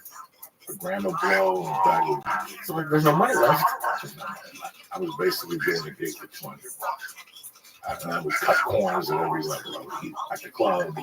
I'd take food home at night from the club. I'd steal beers from the club. Everything I did was around the fucking club in those days. And they didn't give a fuck. I can't imagine making $700 a week and spending $5 of it on coke. $5 of it, I'm going out. You're in a city. Anything. Okay, you land in a fucking city. You land in Milwaukee for the first time. Right. To some people, Milwaukee doesn't seem like a big thing. To me, at that time, I thought I was in fucking Hollywood. Okay, It's true. I don't care what state I was in. I was in fucking Hollywood. It's You're on the road, yeah. It's very hard to describe. Yeah, you're like, I'm being paid to be a comic. To be a People, I'm on the comic, road, I'm on tour. So, if you're on the road, you know, Darren and I don't do it. It's not our lifestyle. Well, Bert Kreischer, for example. Bert Kreischer should be going into every city and selling out from Wednesday to Sunday. Because if I had that type of alcoholic stamina, I could go out 6 nights a week straight and drink with people after the first thing I do with going in town is go get a fucking $50 steak. That's where the word spreads. That's the gossip. Okay? That's the gossip. Do you like cause a scene at the restaurant? No, you act like a gentleman. You don't cause Not a cause a scene, but no, assholes cause a scene. What's that man working? Yeah, you know, if a guy comes in and he has a fur, no, just go in the back, sit. If the tip is 20, give him 40. Because that 40 is your fucking, listen, you can give him 40, or you give a fucking a PR director $3,000 a month. And guess whose word's going to spread quicker when you give a waiter a report? the waiters. Yeah. He's going to tell everybody in that bar, at least I had something for dinner. This guy's a cool comedian. Check him The out. guy from the longest shot, the guy from fucking the church that was happening now. You gave him 40 fucking bucks. That 40 bucks is fucking gold. Because he's telling everybody, you came in tonight, you're a funny guy, but now you're going to go take care of my friend. I'm going to go down there and pay this 20 and watch. You're going to get 8 or 9 tickets sold just by fucking him. You going in there and dropping the 40, going up to the bar, having a beer, dropping another 10 at the fucking bar. That's public relations. And that's what I can't do that no more. Right. I can't see the bar. I don't drink. I feel like a fucking asshole drinking a soda with a fucking lemon. And I can't even do that. It tastes like dick to me, a soda. You know what I'm saying? Like every once in a while I got to set made for a Coke. But besides that, if I don't want a Coke, I drink water. I don't know why. I just, the people telling me how bad diet soda was, I just stayed away from it. Right. But it's very hard. 20 years ago? Oh, yeah.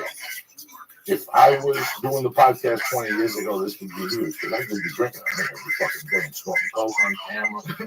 I'm fucking getting out of here paranoid, going off the camera because the cops were watching me. You know how many fucking people watch that today? Yeah, how many fucking ideas?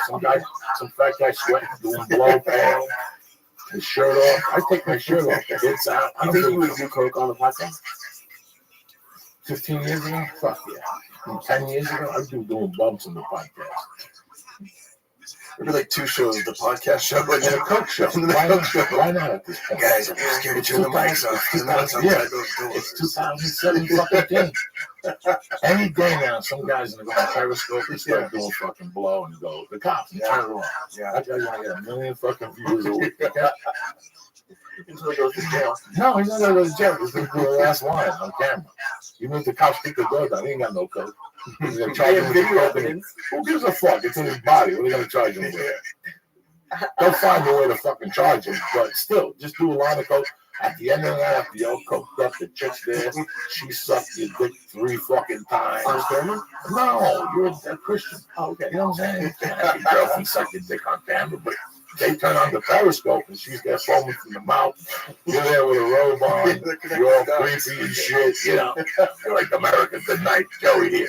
And you do that last gagger and you shut it off. Come see me in Milwaukee. And you shut that fucking Periscope off. You know how many people are going to come to your show and bring you coke glass? You're the fucking hero. It's a different thing. You know, it's a different way of life. So we're getting back to the difference between being on the road then and now, like between flying and all that. Well, that's that. Yeah, that. You know, I remember having that moment. Like, I did this college tour. There was 3 of us in a van, and we were just for 3 months we'd be gone. We'd do a whole semester, and we would drive all over the country. And I went to, you know, I grew up in California, so I was like you said, you're like, I've never been to like Pennsylvania, my God, Pittsburgh, you know, like Philadelphia. This is crazy, New York City, like, you know, just places I'd never been to before. But then I got to the point where I'm like, how am I ever going to have any kind of relationship? And like, and you know, I only did that for 3 months at a time. I did it for a year and a half. You know, we take the summer off and stuff, but you just, I mean, you picture yourself like getting older. I'm like, thank God I'm not, you know, I broke away from that. Came to LA, and you know, I'm lucky that I have a family. You know, it's like some guys never get out of that. You know, it's so it can be so. I went to a club. I used to work at the Boulder Broker as an opener. When I went through my divorce and stuff, what saved me, how I got my comedy chops. The beginning of my comedy chops was at the Boulder Broker. It was a restaurant on Tuesday nights, $15.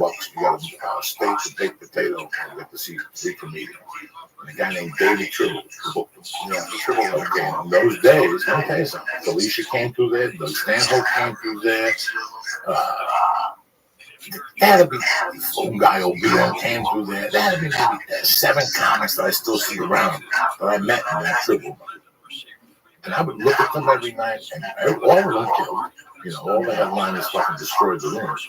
But I would look at them, go home, and like, why I wanted to be like them, or why I didn't want to be like them. You know, while you're there waiting to go up and talk to the comedian, you know, you're married, you're in LA, blah, blah, blah. And I would take like a survey in my head. And when I became a comic at first, what drew me to it was the non-responsible lifestyle. You got a P.O. box league. You got to room in a fucking hotel for $62 a week. You buy blow, you drink beer, you write jokes, you go out, you come home at 4, and you have sex. That was a fantasy for me at that time. And I lived it till like, those Miami used to kill me.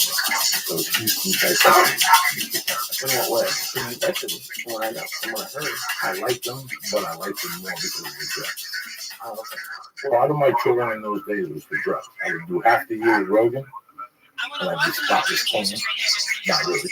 After the shows, I'd go back to my hotel and disappear in those days. And he wouldn't even bother me because that's why I loved him. He knew what I was doing, and he didn't want to know. And then I would go out by myself, or if I was out for 5 nights, I would get high 4 of those nights. Until what time in the morning? 5, 6, 7. By the time you wake up, it's 5. You take a shower, you eat something, you still hear the electricity in your head. Your sets are fucking garbage. Your sets are garbage. But because you're in the position that you're in your life, by the time the second show starts, you got to get a beer in you. The coke would be in my pocket. You know, I was going through the thing with the wife and being broke. And, you know, and this was my out. This was my out, brother. But then I went to El Paso for New Year's 2000. And something happened. One of those headliners I met at Triple that everybody says, in fact, he hired me. I opened for him on a Tuesday, and he took me to Fort Collins on Wednesday. Paid me like $75. But right in front of me, this guy was getting coke, and I was getting coke. And by that time, I had learned in a way not to do coke with the headline. At first, I would say I could get a fee, and after that, I even stopped. Bad reputation? Just because, you know, it takes your friendship down the wrong direction. You want the comic to respect you, and you want to respect the comic. I didn't know that. I learned early on that if people, you sell coke and they look at you like that way. It's like that scene with Lowe in the Breakfast, not the Breakfast Club. What was the other one? St. Elmo's Fire. When he goes back to the campus and the kid says to himself, it's great to have you around. We always get good drugs when you're around. You don't want to be that guy. I learned my lesson then. I got a few calls sometimes. I tried to be cute. I'd show up for the half ounce. And then at the end of the night, they go, oh, you're a comic. Like, what? I'm a comic. You following me? So it just didn't fucking work out. And then I came here and made one mistake and never did it again. And you learn your lesson. But back to your original question. I would go to Houston and start getting high on. If my week started on Wednesday then, those weeks started on Wednesday, okay, I'll be in Houston on Monday. For the Monday night fucking open mic party. That went till 4 or 5. And then Tuesday, there was no show, and you got sleep, and you ate a good dinner, and you rested. And then Wednesday, brother, that party in Houston started all over again. The same in Miami, the same when I go to El Paso. El Paso for me was a fucking, you know. But I went to El Paso for New Year's. And when I was in El Paso, that comic, I told you. Now, this comic, I forget what his name is. He was a very good comic. He did the Tonight Show 2 or 3 times. He was doing well out here. Something happened. He lost his wife, the kid, and he just went on the road. And they were still giving him $2-3 grand. He would go out every night on the road when he hung himself. And I don't know where. Oh, I think I know where it is. Yes, he hung himself somewhere. Drake? No. This guy's like Brian and Richard. He was an Irish guy. And it really dawned on me because at the time, both of you, I can tell you to your face and your listeners, I was going in that direction. Wow. I was going to be that funny guy that never made it to LA and died on the road snoring. So at that point in my life, I can't tell you I was okay with it. I was okay with it. Even after I got to LA and I had done one commercial and one movie. 99, the beginning of 2000, I was just out on the road. And there was a point I was saying, why go back to LA to do a $15 spot to the comedy? At least I could stay out there, go ahead, man. Pick up momentum and then go back in 10 years. People never come back. It seems like. Well, listen, sometimes the strategic move is for you to leave because that's when people think about you and bring you back. Hey, i.e. Bernie Mac. Not Bernie Mac. Who died? Bernie Mac. Bernie Mac moved to Chicago and everything changed. There's something, the chick from the fucking commercials. What's the thing? Geico. The Allstate? Allstate. The girl that's been doing commercials 1 to 2 years. Row. That girl was packed up and ready to leave LA. And she got that fucking commercial. That's a $5 million in 2-year deal. She shoots a commercial 2 times, 3 times a fucking month. Oh, yeah. Right now, it's just a flat deal. Oh, okay. So there's 2 lifestyles you take. Now, for me, the lifestyle that works with what I saw early that I never thought I would achieve was what you're doing and what I'm doing now. But there has to be a balance. Because what happens is, if I took all the work in the world right now, which I can't handle, I'm too old, we have too much going on here, she would leave me within a year. We'd be financially set. But You need that connection. at that same time, Sunday through Wednesday, you can't build a family. I don't know who said it, but I've heard it a lot. That at a certain point, it's like $70,000. After that, money doesn't really matter. I don't know if it's 70,000 for you, but at a certain point, is there just enough money now? 20 years ago, there's never enough money.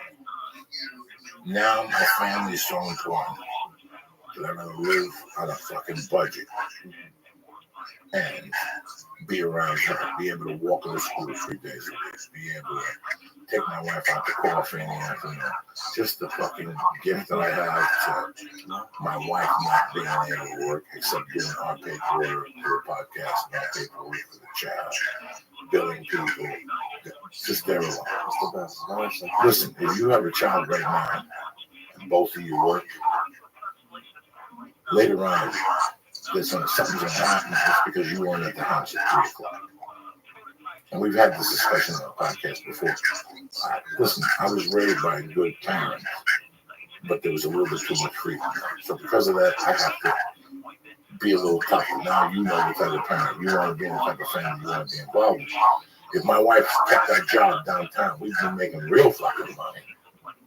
But 3 days a week she gets stuck in traffic, she'll be half dead by the time she's 48. So you have to look at that. If you have the opportunity, you always have to look at that in life. Because I saw people die. My mom died from the stress, from the bills. I gotta do this, I gotta do that, I gotta do it. It's not working. It's not working. Yeah, I get stressed out a lot, so I try to work. I was something when before I was walking here tonight, I saw some douchebag with a convertible playing some fucking, whatever music. And a white dude, only a white dude would act like a jerk like that. And I said to myself, I wonder how much it costs to impress people. What does it cost? I don't think it's ever over because there's always something I new. have a black suit, dude. I don't want nobody to see me. I'm like the green one. You know what I mean? I'm like the green one. I've never been impressed with that shit. I've never been impressed with walking into a place with gold chains on. I think the empty barrels make the most noise. That's Sister Hannah Banana, 4th grade. That's what she used to say all the time. I go all the way back to fucking 73 with that one. 71. Empty barrels make the most noise. Yeah. I only drive with the music loud when we're on the 134 or the 405 doing 100. My line is, we never drive with loud music, just driving down the fucking street. The windows down. Not the street, Laurel Canyon. Yeah, but we're doing 90. Like I said, we're cutting off people. Well, I cut some lady off in Burbank today. Even when she was mad and she was trying to chase me, she was still 40 yards away from me. Like she was just the slowest fucking driver in the world. I'm doing 32. I forget if it was a tweet or an email, but I'll never forget this. Whatever he did, contacted me and said, I just got cut off by Joey Diaz on the 101, but I don't even care. He beat that me. And he cut me off. If you're gonna fucking hesitate, I jump right in. Yeah. I'm one of those guys. When you're driving, you gotta jump in. Now, in 1998, I met you, right, Darren? You were here. Yeah, 90. Okay. Yeah, my wife and I were there. And you were all your to your wife. I was not impressed with you because of your wife. I think you would have a fucking nuke. I'm like, he's got to be swinging something if you told this broad. She's beautiful, she's smart. Yeah, she's very cool. We talked about how we stand. It's made me stand office. You know what I'm saying? At that time, I'm like a woman. I didn't know the demographics of anything. Yeah. This is how long I know you, DC. This is 18 years. Her and I and you had a conversation. Did she smoke cigarettes at the time? No. We were doing something because I wouldn't be outside if I wasn't doing something illegal. Coffee? You might have. No. We were at the Improv. We were at the old Improv on a Sunday night. I actually met her there. Sunday night. You guys were happy. I saw you walking down the street, and I just got this. You want to be a nice guy. My Joy is my girlfriend, a wife. And we're talking about how it's done. Don't worry about my language. Wow, Darren did okay. Half a Christian. I know, it's so funny because fucking hysterical. And I used to I didn't know the style. Joey didn't used to tie his shoes, and I'd be like, Joey, your shoes untied. And you're like, oh, I got it. And you didn't care. I was 400 pounds. I was like, I couldn't just leave them untied and slip them on. I was on the move. Those things smell like a goat. It's funny. It's another guy that sits in the chair, and I drop double digits on him. You look at me like, Jesus Christ, he's been here a long time. This is so people at home understand the struggle. Last night a waitress helped me get the glasses to confiscate the vegan. I love her with all my heart, Jack. And she was, how's it going? I'm like, oh, it's struggle. And she looked at me like, she's 26. She just was there, man. I don't know. You always fucking pushing me. Every day you wake up with a fucking short laundry list. Every day you wake up with a short laundry list. Yeah. And it's for me, it's not to like impress people or like to end this. When I think of ending the struggle, I think of being rich. It's not like I'm trying to impress. For me, I get envious sometimes, and that's something that, like, when I see people with those, like, that's what I want. Like, it's not that I'm. Maybe it is partly impression. There's nothing wrong with wanting. Listen, I was in the fucking thing in prison eating Cheetos at 11:30 at night. I wanted to keep myself. I go to bed, but there's nothing wrong with wanting. That's the plan we never analyzed, that we never really look at. I didn't know. You just give to where you already have it. Yeah, and then you put yourself in a bad position. There's one car. I don't think that the door's opening up. That's cool as shit. Like that? Oh my goodness. I'm a fat fuck. I'm gonna need a ladder and somebody to help me to get on the car. Those cars are low. So you pull up, it takes 18 minutes to get out of the car. Remember we were kicking this Lamborghini? Add them to any car. Add them to the Subaru. I really don't like them. I'm just saying, if somebody gave me $1 million, I want to welcome you to Jim Case's. I'd buy a Lamborghini, but again, yeah. Because I want to do 190 in the fucking car. I don't want to do 65 in the 101. On Sundays, I come back from the airport and I see these dudes take out their 1952 Chevy. And they're like, that part in 405 North, where it's like 22 miles of this, like this, it's on a grade. Yeah. Gotta fuck you up, dog. That'll fuck you. That's 2 days of walking right there, little fucking grade. You better pitch a tent, bitch. I don't picture you parking your Lamborghini in front of like a comedy club and like gunning it. Look at me. That's not you, man. I never, ever appreciated that type of behavior. Like, never do I want to see myself in the front of the restaurant with an umbrella. I'm always in the back, Fuck it, I never saw myself. I remember the first time I got invited to a premiere. Okay, guys, I got Johnny Two for me, and I didn't show up. Okay, now I went to the catch game too. That meant more to me. I saw the guys that held the cameras, and they're like, "Oh, we saw the first cut. You was solid." You know what I'm saying? Yeah. First time was Spider-Man 2. Nice. Didn't feel good for me. Couldn't even dream about it. Just thinking about it gave me fucking anxiety. I could feel my skin moving. They're getting dressed up, the cameras, like I'm walking in there. Just walking in there because I know deep down inside I don't belong. Who the fuck am I? Why? You were the Who gives a fuck?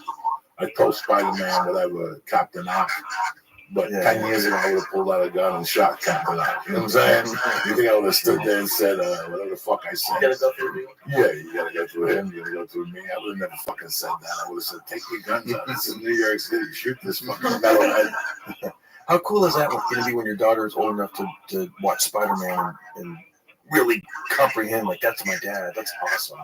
I'm on the fence. You know? I'm on the fence about Sean. Well, it's not going to be a choice after like the age of like 8. Well, I don't think those kids are going to be doing Spider-Man 2 from 19 fucking. That's the first thing she's going to Google. You don't think so? I have a plan right now where I don't want to know much until, it's like 2 weeks ago, Johnny Depp was accused of hitting that name is on the accusations, but a day later the daughter stuck up because I can't imagine my daughter's 10 after I do all this stuff with her, and she turns on YouTube, hears me calling strong up Martin Hook.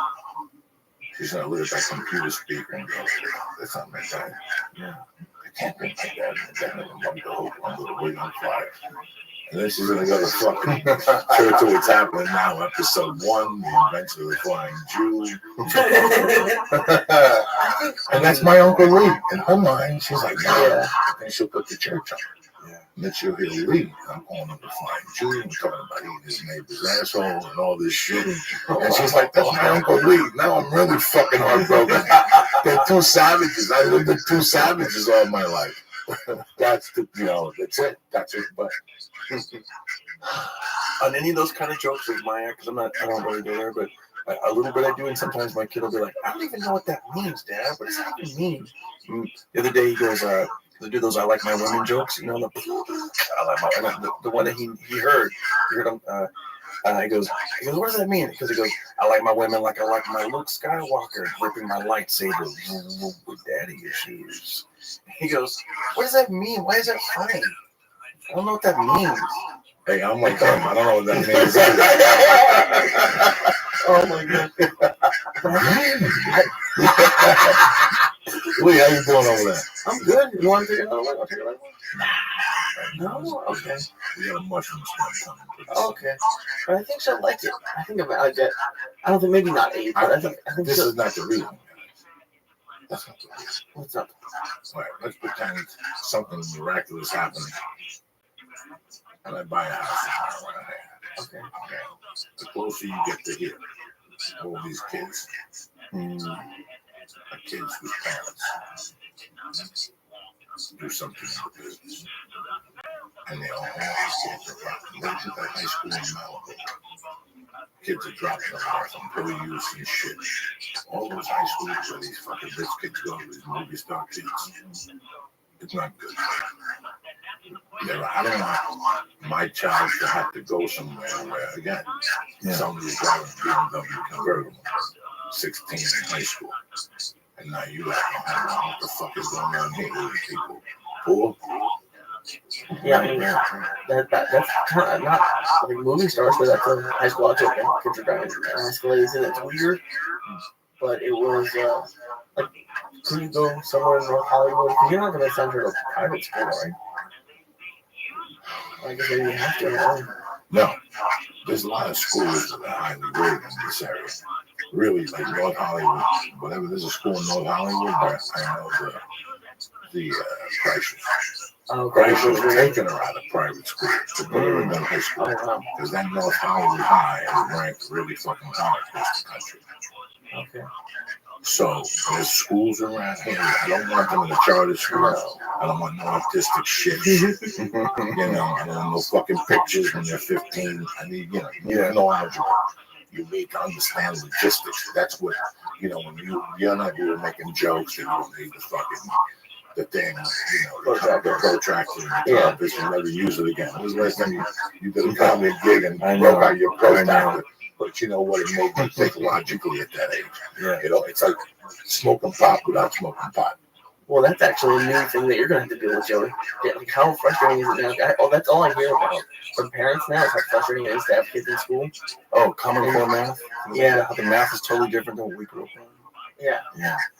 And like that's something you're going to start doing. Listen, I don't know fractions. I heard a fraction joke 2 weeks ago, and I'm like, Jesus Christ, fractions. What happened to fractions?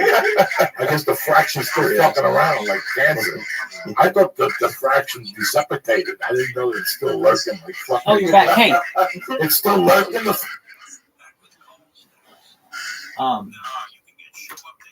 So, what happened? How are things going there? Is he nice? Why won't he let you stay with him?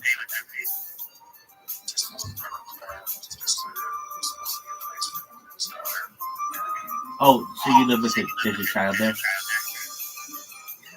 Oh, okay. I understand. Right.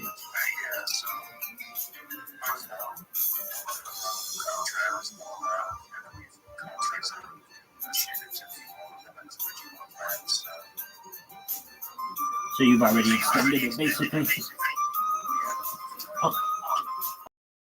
So, much longer can you stay there? Oh, okay, that's good. Did you text your parents today? Okay, before you go to bed tonight, will you?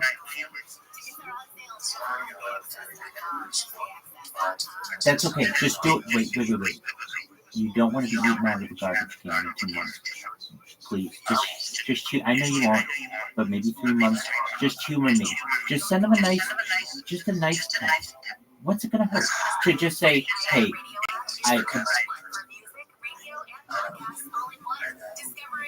Okay, I'm not gonna force you to do it right now, but I want you to know that I'm gonna continue on that path. Okay. I know, that's right. You're so close, dog. What's it gonna hurt?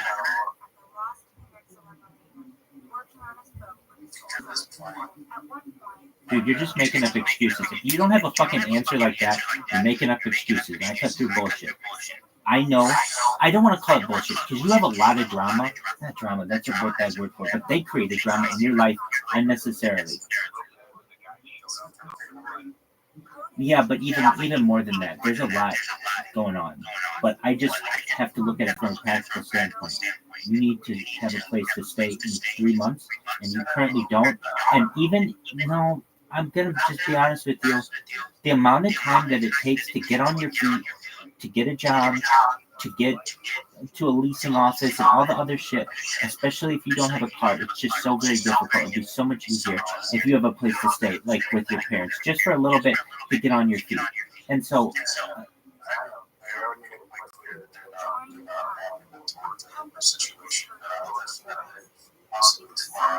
okay, that's perfect. I understand. So I'm just gonna go over shit with you that I do in my life because it's just something to do. Okay, so I looked up how many Discord channels can you have, and it's 500, which is great.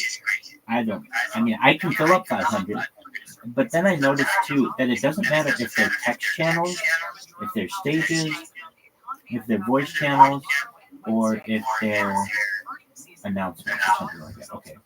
So I thought to myself, well, would I rather have a text channel, which is cool. I don't let anybody say anything in the text channels generally because they just fuck it up with all kinds of spam. Or do I want it to be a voice channel in addition to a text channel where if you want, you can talk about whatever the subject is. And I thought to myself, well, like if you can have both, why not just make them both? If it doesn't hurt you at all, meaning you could come in here and there'll be 500 voice checks. And to me, that's the way to fucking have, like, that'll make this Discord take over the world. Everybody will come here because they'll have a topic on something, and it'll be like, oh, I can not only look at all the cool videos from it, but then also I can talk to people. Like, there's somebody who I could find who likes chess, and I'd be like, hey, I made a VC that's just about chess. You can watch all the greatest shit on chess. Would you mind just playing chess in this VC against the fucking computer? And they're like, oh yeah, I'll fucking do that. And then I'll have somebody who does chess. Same thing with fucking poker. And I can get a bunch of different people in here, little by little, by just being, and like, people. Excellent. Yeah. Okay, so another thing that I did, I created a podcast VC. It's not done yet. But I've been on, like, it depends how you define podcasts. Because I've been on some podcasts and I've never heard if they're real. And then I've been on some real, like, solid podcasts that are very established. So I'm just gonna go through. I know I've been on. There are like 4, maybe like 6 that stick out in my mind that I've done that I've actually heard after the fact. And that doesn't mean, like, maybe even a couple of them I've heard and maybe something happened in a person's podcast, but I'm going to get all of those compiled into one VC and then put one of those bots in it, playing a playlist of them all the time. So you can always hop in there and hear about that which I have to say. You know, I listen to myself on these things, and I've been very consistent. I can say, like, I'm listening to these ones that I did in 2022, and it's like, I've been streaming for a year at that point, and I'm saying all the same shit. I mean, it's not even like, oh, I wish I wouldn't have said that. Like, any mistake that I made, it's really, really minor, and it's usually just a turn of phrase that or like, maybe I was speaking very quickly, but, yeah.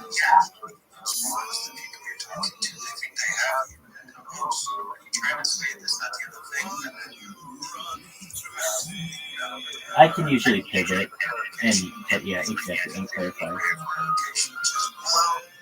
not exactly that. It's more of and then executive, okay,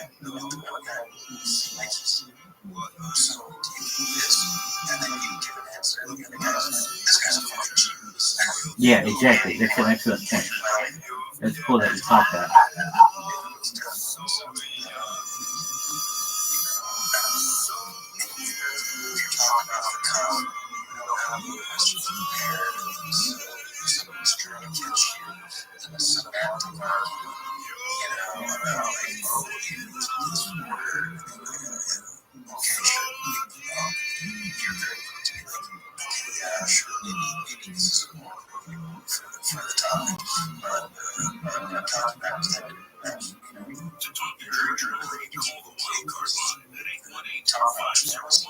Oh, I appreciate that.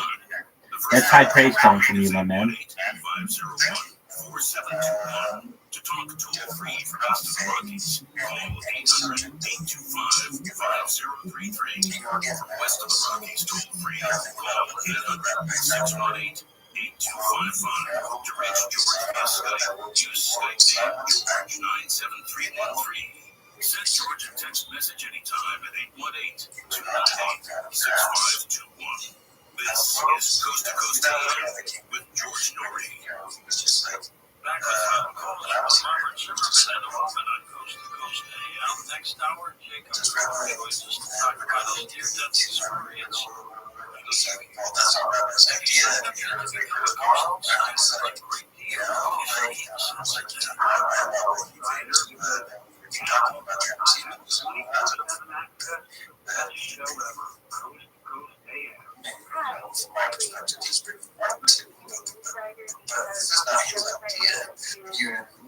Exactly. I'm just discussing it. Exactly. I'm just discussing good ideas.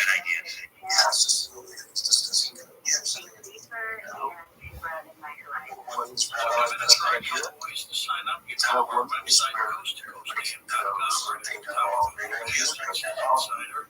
Just like that. And the other ways, the Coast to Coast AM app from your app store. You can put it on your phone. And through the app, you can sign up as well. You get 2 weeks that way. And if you live in Canada, right now, you can be a Coast Insider, so take advantage of that. Now, here's something that's a stage. If you're looking to lose some weight, learning the science of weight loss versus just cutting calories is the true secret to Weight Master Twins capsules. Here's product creator Dave Hunt to explain how insulin management is the key. It's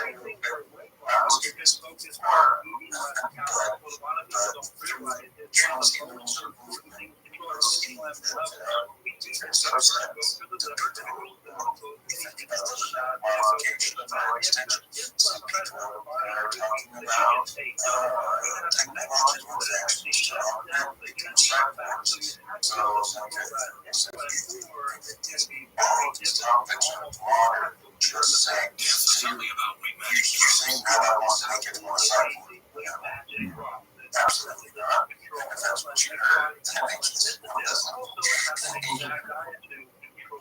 Right. I Weight Magic capsules help resolve a problem most overweight people have going against them. What is that? Right. I learned things from this. One of them, there was a question I was asked. You were out of the room when it was playing in the podcast, but they asked me. It was weird.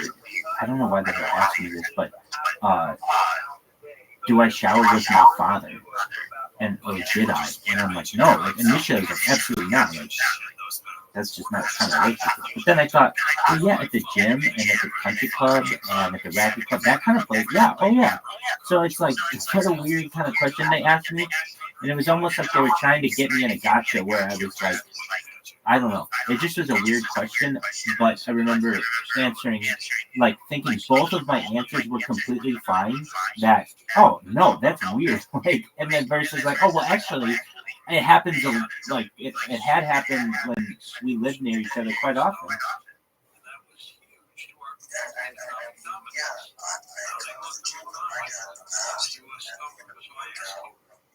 Less demand for US dollar, what happens to the dollar? It's like this, we feel Birch Gold is valuable for you. Our determined Birch Gold is our tens of thousands of protecting ourselves by converting an IRA from partition 1K into IRA investment. Learn more at Texas 98 free. Qualification is technically a shower Birch Gold is yours, I trust. But their first approach to vegetation, they're not showers. Exactly, and I clarify all that, and I say, you know, it's fine if it's in educational, for educational purposes. As a child, you're trying to show them, especially if it's a confusing shower. And I even say in the interview, when I was a child, my family would draw the bath for me, as opposed to, you know, because you don't want the kid to get burned and stuff.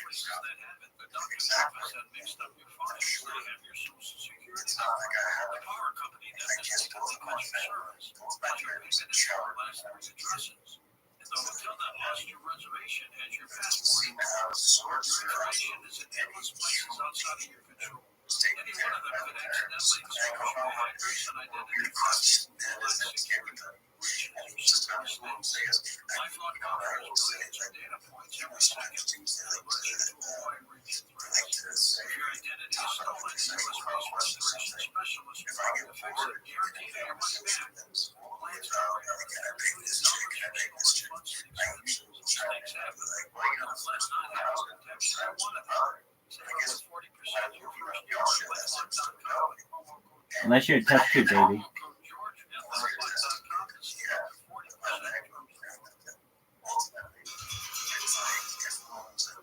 Actually, no. Or if you were a surrogate, born of a surrogate mother. I get what you're saying. Somebody. Oh yeah, that's actually. Well, that's a weird one. That's a weird one. Yeah. You were inside a birthing person.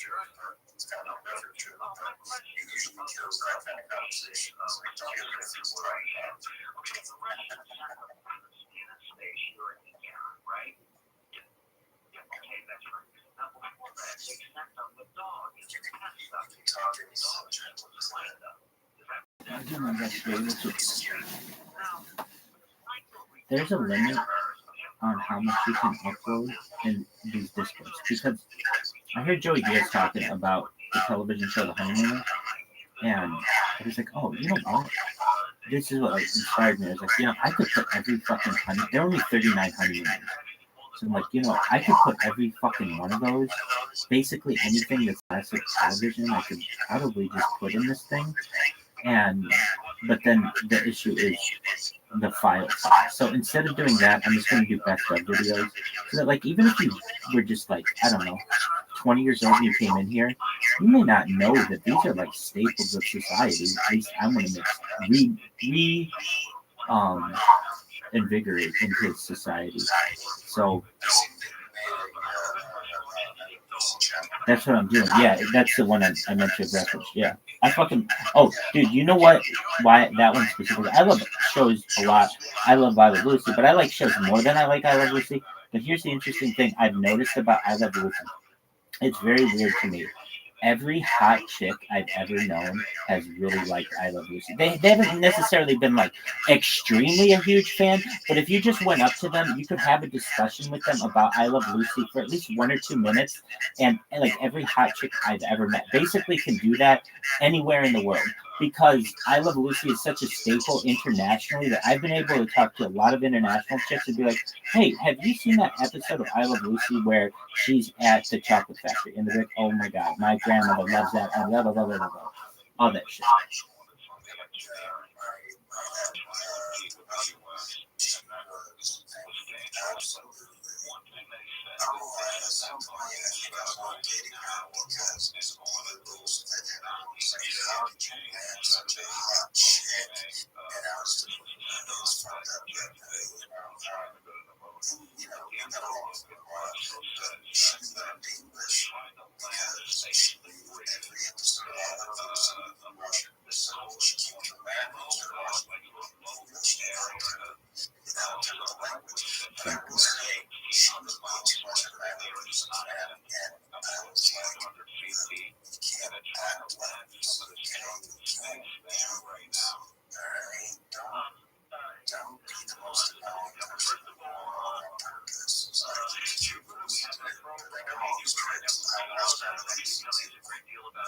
Right. Weird. It's just something that I have found that kind of, especially with international people, exactly that story. I don't know, something about that show, because it was just shown so much. If you find someone who wasn't born in the United States from years, I would say 1960 to 2000, they know fucking I Love Lucy really well. And especially if you don't have anything else about which to discuss. I mean, if they're hot, you should be able to pick up on stuff. But even if you just want some kind of like weird in with them, I Love Lucy is just an interesting thing to discuss. Especially as a man, I think that like they're interested. Like, wait, why do you like I Love Lucy? I've been asked that, and I say that I think that she's hilarious. The stories are really interesting. It was a groundbreaking show in terms of having interracial couple. Thank you. Exactly, and Lucy became the head of, like, the first major head of a production company, and like Desilu productions became like a legitimate studio, and it was exactly, and it was female led. There's a positive things about I Love Lucy. Did he?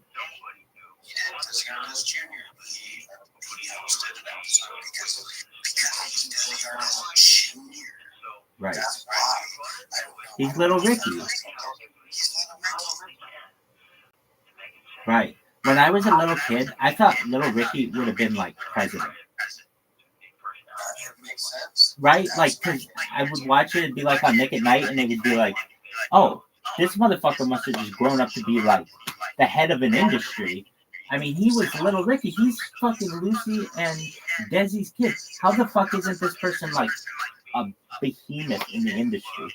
And not to say that they're not. I mean, he became pretty big, but not like twice the size of his parents. You think like how that's going to work, I guess, like as a child too, but even in today's society, you think, oh, if you get two celebrities together and they have a child, their kid will be twice as big as they were. When really, a lot of times it's about half as big.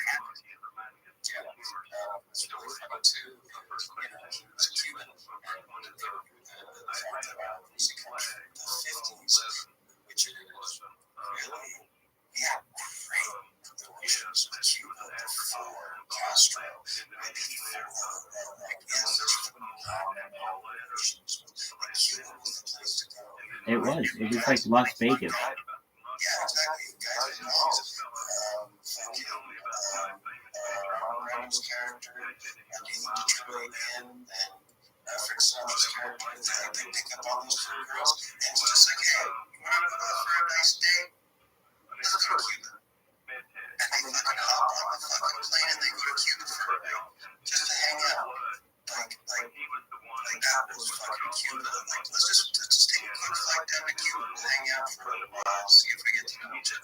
Right.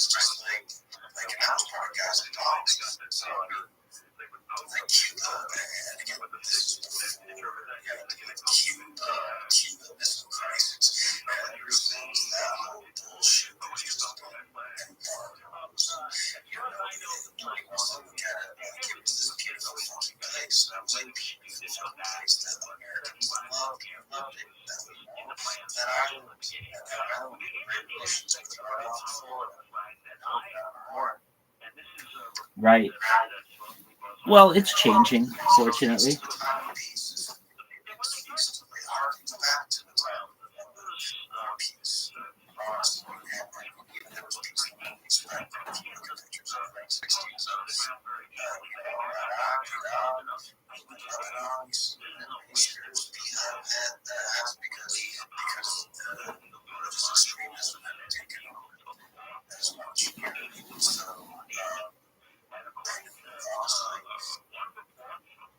Doug.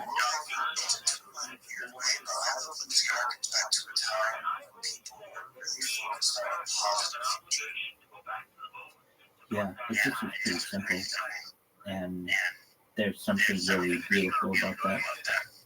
And these things were like plays. I could see in the future I Love Lucy being a musical, or like I Love Lucy the play.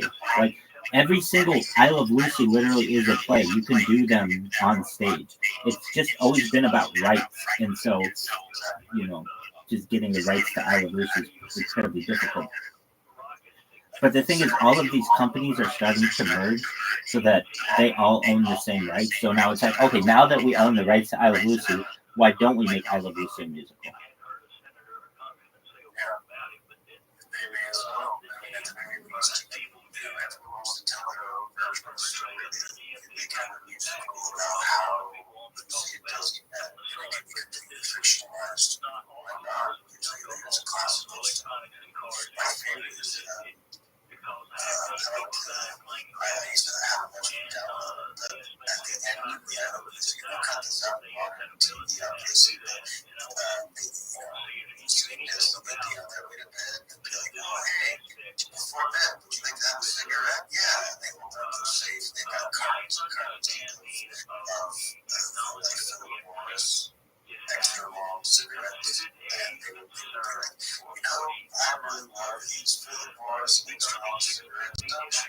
Yeah, I'm gonna add that. I'm gonna add that in here when they did cigarette commercials. The cigarette commercials at the end of the episode were the best. Geritol commercials. I love those old fucking commercials for brands. I think Philip Morris is the figurehead company. They own Parliament. They own a couple of other Palmolive. Philip Morris just really wants brand cigarettes out. So back then, they were hawking Philip Morris name brand cigarettes, and that is Philip Morris cigarettes. Dude, my favorite of those is the Flintstones doing it. Oh yeah, They're doing it for Winston, and it's like, dude, you got fucking Fred and Barney out behind the house while their wives are doing all kinds of work, and these motherfuckers are smoking cigarettes, and they put this on television, and it was totally fine with everyone. Yup. of course, because it's a different time, you know. And then Jack inspiration for stuff. His whole shtick was, life, I'm gonna punch you in the face so hard that you go far to the moon.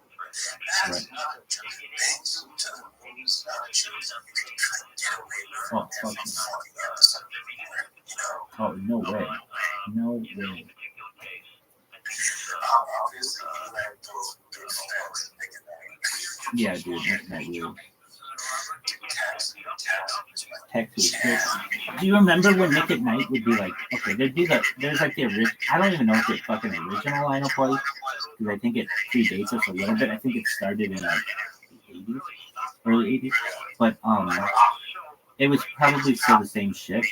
But when they would get a new show on, it was such a big deal. Like, dog, I can watch every All in the Family, and I can watch the Cosby Show. But then it got too new for me.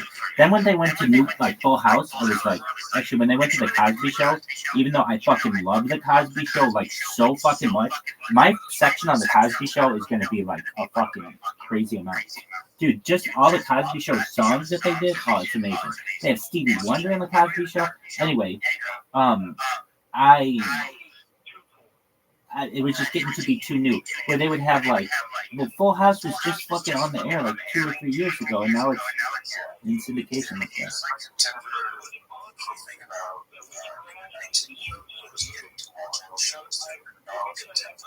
Right. It was a time capsule, as opposed to like, Full House was on like 5 years ago. It's not giving me anything new.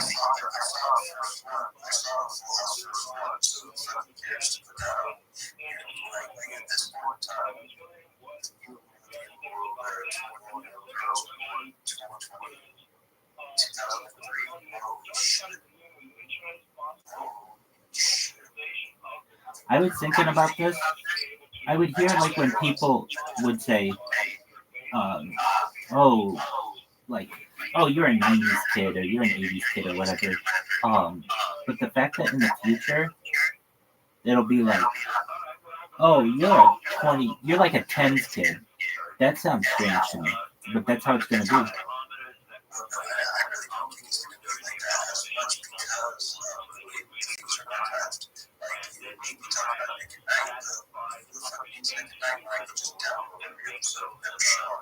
Exactly.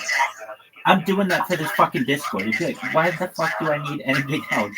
I mean, I'm sure at a certain point, like, I'm not going to do full movies on here, though I would. It's the fact that the length of video is preventing me from doing that. But I know people on here just fucking stream live UFC and the Super Bowl and all kinds of other shit.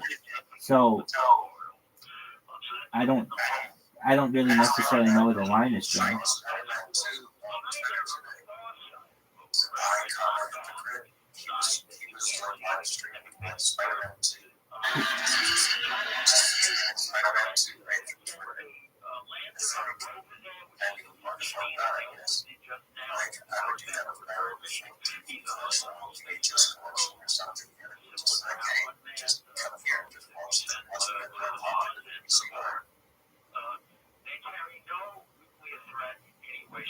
Exactly.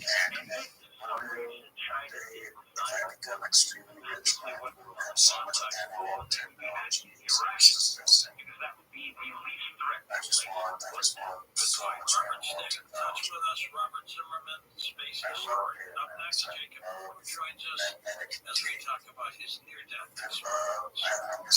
Coast to Coast AM Facebook page with thousands of members. It's great for show updates and connecting with other fans. Go to facebook.com/Coast to Coast AM and click the like button. Late night radio for like the most summer call, and I would feel like it's out of this song for 10 minutes if I was just like, why the fuck would the DJ start talking in the beginning of the song? God damn it. You ruined my fucking cut. Yeah. You ruined my cut.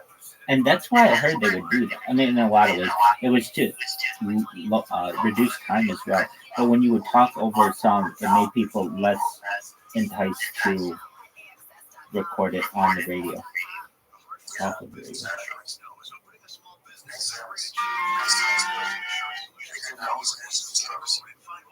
Yeah. I couldn't even tell you. No, it depends when you listen to a song today. If it's like going to be during the day, or I should say, like if it's at night, they'll let the whole song play. They don't cut into it. But a lot of other times they do.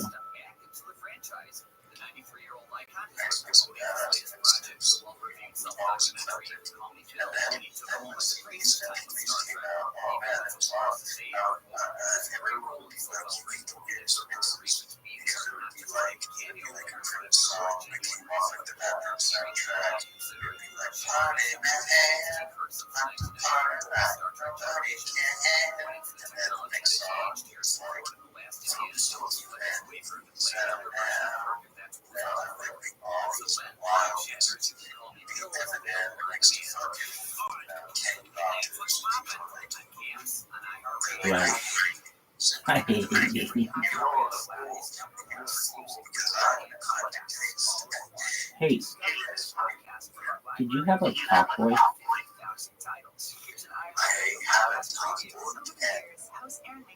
A top boy 10? Oh, yeah. Yeah, that was cool. I remember that.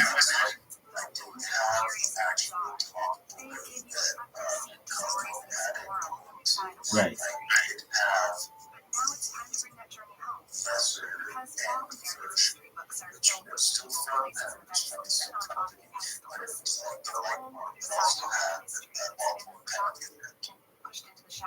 Yeah, I remember that. That was cool.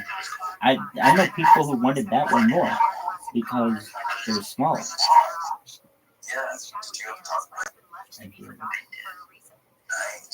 And that was my first introduction into like video editing or like crude video editing. I mean, I'm not gonna lie, I learned a lot from Home Alone, just Home Alone 2, I think it was, where he has that thing and is able to like deceive people with as a child, and that's every kid's dream, to be able to fool adults. And so I remember my grandparents got me it, and I'm not like, I was never good enough that I could trick my parents into thinking, like, they knew I had it. So if they heard like a squeaky voice, they'd be like, you're playing with your little gadget, not like, oh, there's a random person in our home. But I do remember it had like a tape, and it allowed me to play with that. I also had like a it wasn't this. Do you exactly? It could like change the voices and also allow you to like do edits. I remember going to the radio and like recording that. Do you remember Teddy Ruxpin? Teddy Ruxpin had a broken jaw. That was like the saddest thing ever. He also had the glowworm friend. We had the glowworm as well. That was a nightlight, wasn't it? It was like a nightlight, but it was from the Teddy Ruxpin lineup. Okay. So it was like it was canon to the So I never. My cousins had Teddy Ruxpin. I had a Mickey Mouse version of it that we got at Disneyland. So it was the same size and had a tape player in the back. It was just Mickey Mouse and not a. It was a Mickey Mouse instead of a bear, and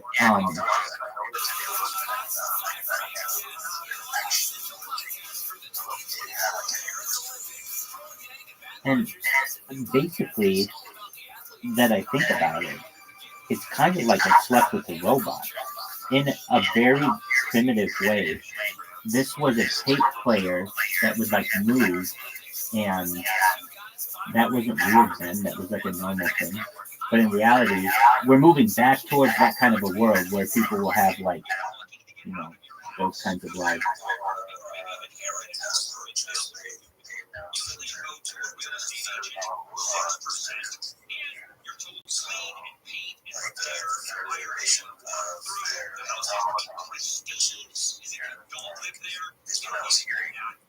It's gonna be huge.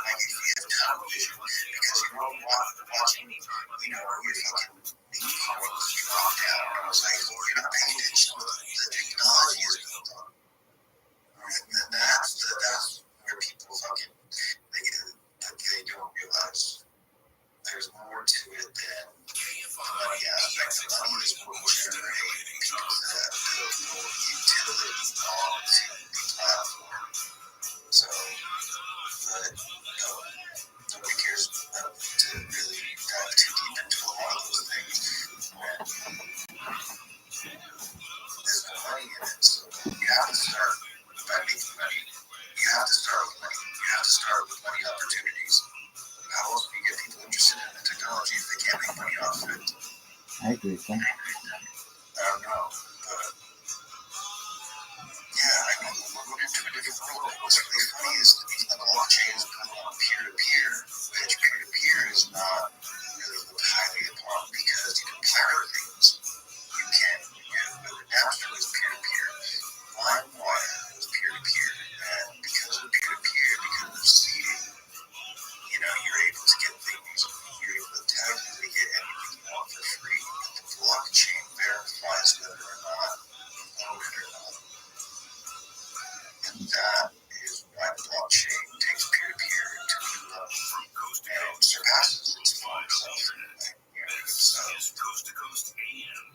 I do.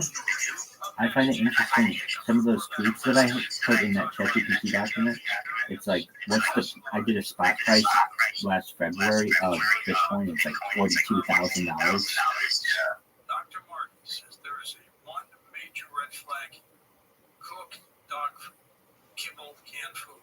When dog food is cooked at high temperatures, the amino acids often overheat and can create dangerous compounds called advanced glycation end products. The AGEs, as they're called, can cause dangerous buildup in your dog's system, make them act slower, older. High amounts could be connected to cancer. Even healthy and organic dog food is often cooked at high temperatures. Hard to avoid. Dr. Marty Goldstein created his own formula, Nature's Blend. It's freeze-dried and raw. No need to worry about potential AGEs. It's self-stable. What are your thoughts on streaming? Full of nutrients, tastes absolutely delicious, according to dogs. Save up to 54% off. Well, I know you're packing things, so you're basically not gonna do any streaming. Until, what is that? Freddie's a fan of Dr. Marty. So, So he's pretty picky, but I'm tired. There's an Instagram account. But you know, it's nice. isn't that animal abuse? Dr. Marty pet food. I have the that's really weird. Every day. And not every the first one for sweet baby rays. No. Are you just not going to stream for the foreseeable future until things are solid? My plan was to stream today, but then just I want to stream. I just back to that. But before you stream, in my opinion, get that fucking bot going. That was the plan for today, and I understand it got away from you, but if you get that bot going, then you're doing something. I mean, imagine you come into an account that has 11,000 people when you're able to really stream. People are going to think, oh, this guy's a big-ass streamer. Where the fuck has he been? Why hasn't he been on my radar? If you look at people right now who are on the front page, and you look at how many followers they have, it is like 1,000, 2,000, and they're on the front page. So if you come on with more than 10,000 people, that's like maybe like 10 days of work or 15 days of work. And all you have to do is just watch it. So I know, I've made my point. Sign up to receive the newsletter, Dr. Wallach's 10 Bad Foods, and tons of valuable nutritional advice. Call 855-949-RADIO to speak to an experienced nutritional consultant. That's 855-949-7234 at criticalhealthnews.com. Well, it's not my business. Does it seem like so complicated that you need a lawyer?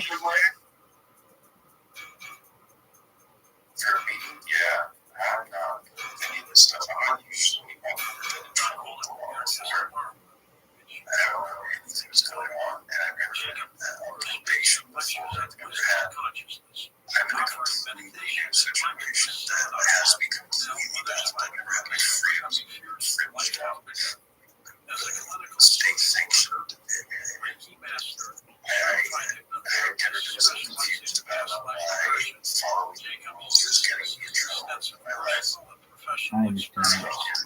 Yeah. What I meant to clarify, what I should clarify, is I thought they already gave you your sentence and what you had to do. Why do you have to go back aside from? Let me ask you this: if you didn't have this issue with your parents, they called you back. So they keep giving me more court dates because they don't think I'm doing what I'm supposed to be doing. Here's the proof. Well, it shows the judge. Like, fine. So then, so then I haven't had to pay for the lawyer too. That was like the first thing that I could reach out to them. So they're paid for me from there. So.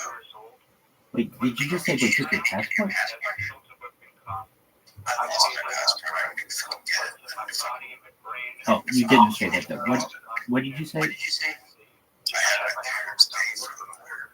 Parents pay for the lawyer. Oh, okay. You had your parents pay for it. I gotcha.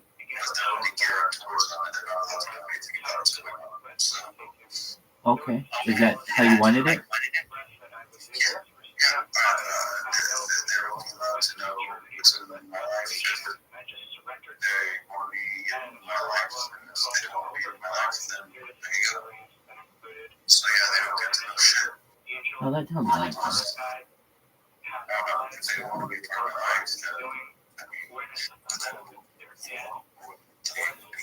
me and a friend told me that if they asked, and then they told me they lied. My parents lied. They even asked you, that's my parents just fucking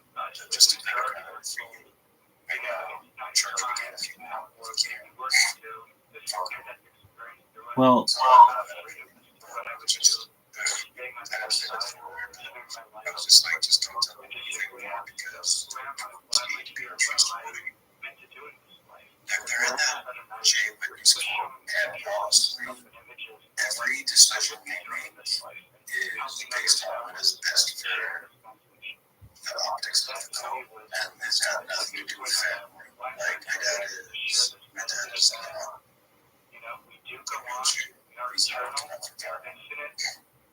he's what? He's not Well, he's exactly. Okay, so is who's the bigger person in the society? Your mom or your dad?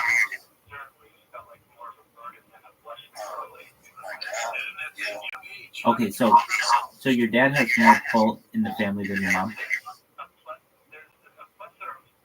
they're a total patriarchal society where like the man's the head of the household. Okay, I don't know. Yeah, no, it's like, don't get me wrong, it's just like, it's adequate for like the modern age. As far as if they're pretending to be Christian or whatever, I don't know, because they don't vote, they're just, it's a cult, it's a fucking cult. They don't vote because they're told they're not supposed to vote, you know, like, and they'll find little hypocrisies wherever they want. Don't ever watch a rated R movie. Well, Schindler's List is educational, saying that there's nudity in it, and you showed it to me as a kid. Just saying, like, what's the line? Is it all rated R movies are bad, or Schindler's List is, you know, because there's always documentary movies that are rated R that they would watch. So it's like, it's a pick and choose kind of thing. But the only reason that they would show that, like, say, maybe that one, and that's because they wanted to say, don't forget Jehovah's Witnesses were persecuted too. It's like, well, yeah, okay, well, if you want to do that, that's so great. Like the gypsies who were caught, and the homosexuals who were caught. Yes, you're right. The Nazis did oppress many more people than the Jews were. But if you look at statistics, who was the people most affected by the Nazis? It was the Jews. So, like, if the Jews is trying to co-opt everything and make it about themselves, they're just extremely selfish people. That's what Christians are. So, my parents are confused. It's honestly disgusting. I hate saying this. My parents disgust me with their actions and deeds. Just like what so I'm just putting anything before family. Yeah, I mean, I told them straight up, I was like, you know, you may not like that I've had a faith that is, I don't know how to define, but it has all its roots where your relationship is. And I'll tell you what I think. I think I may have had a personal gnosis, and sometimes I get vibes that I don't hear voices, but I don't know. I think that God wants families to have peace while we're here. I think that's the most important thing, and I think that as long as that's going well, then things start to go well for that family. I was like, it's not cool. I was like my perspective is, yeah, God is the highest, but he's not here. He wants us to get along here. We're supposed to get along for our family. And I think, I was like, you know, he took a family unit, and I'm the only one who's ever attempted to make any peace with them. They set up a high horse to justify, you know, telling me I'm wrong. So at some point, I just get something, and it's like, I was trying to contact people with them and make all the cops on me. Now that I'm in this mess, you know, I still was myself, just like leave them behind, never talk to them again. You know, I was what you say is your advice, and I had that nagging feeling. And that's the vibe, and it was, yes, I have my views and everything, but ultimately, I think that I need to double check one more time again with my parents to make sure if we are able to have peace when we close the can. And they did it to me worse this time with their lives. It's just so creepy. It's like, and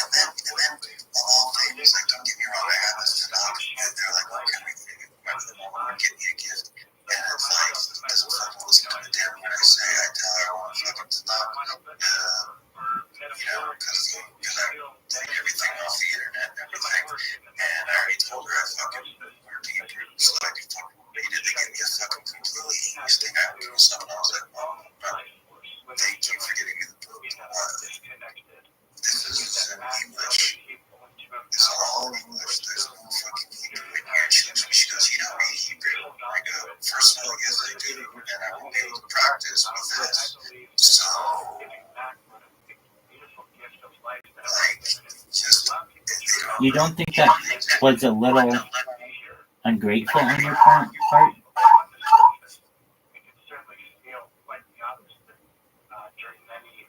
Yeah, maybe, but Okay, that's fine. I mean, it's not the worst thing in the world. It's just they gave you a gift and you were like, it's not in the right language. That kind of seems snobbish to me. I don't know. I don't know if anyone asked for it to not. You should have said, in my opinion, Mom, I would like it in Hebrew. And then they would have gotten it for you. But if you were just like, I want it to not, and you expect them to give it to you in a language that maybe you know, but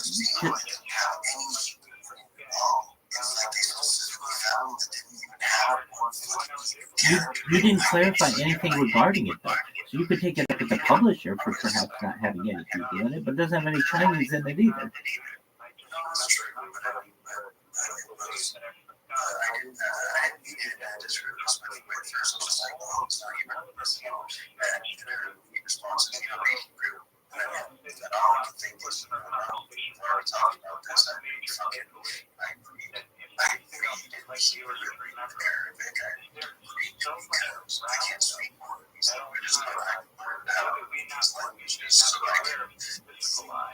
Ancient text. And it's like, after talking about that for years, they know. Apparently not. They should know that I read many different scripts. My favorite scripts are Cyrillic and Semitic. That's just what it is. I found studying Sumerian and uniform. Dog, this is your mother who is getting you a gift. She just bought you the easiest thing. You got to be a little understanding with her on that one. Which is kind of disappointing that it would just be getting some things. That's their lifestyle. They want the easiest lifestyle. They want someone to just tell them. They don't want to investigate. So you expect me to trust the English translator? It's just weird. I don't know. It's the way she gave the gift is the way she was gone for 38 years. It's kind of proof that she doesn't know what was anything I've ever said. Look, I understand that. But okay. So I understand that she may not have gotten you it in the right language, and I understand that might have been offensive to you. I'm only telling you how odd it is to me to her. I was like, oh, thanks. I was like, oh, was I not doing this one? She's like, did you know Hebrew? I was like, yeah, I do. Never mind. Thank you. Thank you for everything. But it was so it was just weird. It's like, okay, I don't think it's weird. I think that if she knew that you knew all these languages, she might have asked for clarification. Hey, which one do you want? As opposed to just buying it in English. But what she did is basically what 99% of parents would have. Oh, dude, you're lucky that they even considered getting you something. She gave you a gift, and she didn't have to. And, you know, you're kind of looking a gift horse in the mouth. Yeah, on this one.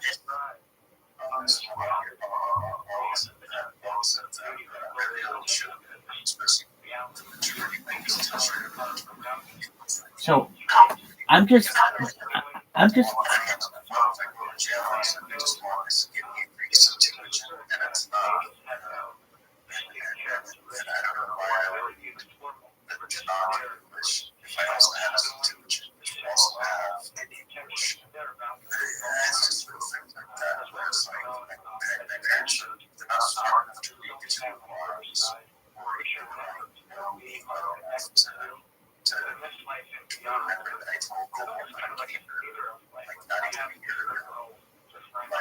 but the fact, maybe you can, but to be able to have comprehension for your mother to have knowledge of what your comprehension is after 1 year of studying, it's just your expectations on this one subject are a little high. Look, I've agreed with you on what you've said about your parents 99% of the way.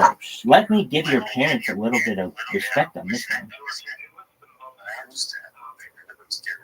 They got you a gift, and they got you a gift that they thought you in your primary language. That's like what you normally would do for someone. And I understand that. And I understand you didn't make it a huge deal, but it's like, okay, what's stopping you from saying this to yourself? All right, like I do this to myself sometimes, but like you're basically like a secret agent. What do I mean? Dude, you're facing jail and you're out. You're like a fugitive almost. And you are able to perhaps escape what people may see as a very difficult situation, which is homelessness. And there's no going about that. You can go from one friend to another, but that's going to run out. And unless you get a really nice job, high 5 figures or 6 figure job, not necessarily that, but at least $40,000-$50,000 really, really quickly, you're not going to be able to make your first few months rent. And that doesn't like here's the worrisome thing. Once that account balance goes to zero and you don't have anyone else to ask for money, you're done. And then it's like, okay, I have to go to a shelter or whatever. So I'm saying to myself, look, if I'm Caspian C, I'm going to say this to myself. I can't fucking stand these people. They bought me the wrong goddamn Bible. They don't No. Hold on. I know it's not.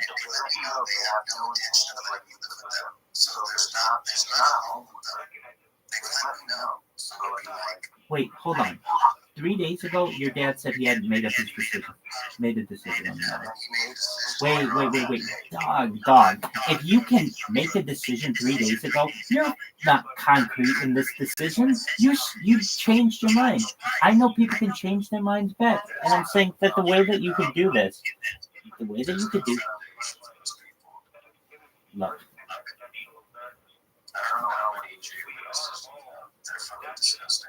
To be honest with you, I've done everything in my power to generally stay away from that without necessarily discriminating against everyone.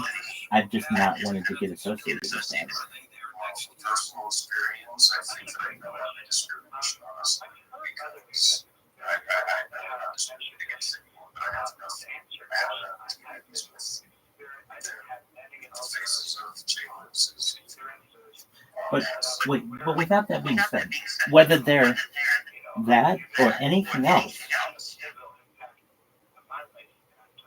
I'm just asking, if you're really nice to them until the 17th, I know that's not that long, and you were to say to them, Mom, Dad, is there any way I can stay in your guest room? And then you don't talk with them, you don't interact with them, you don't have anything to do with them, and you guys just live in separate parts of the house? Is that something that could even be considered? I'll show you the text messages when I was talking about my mom, and told me that yes, that that's what's the decision.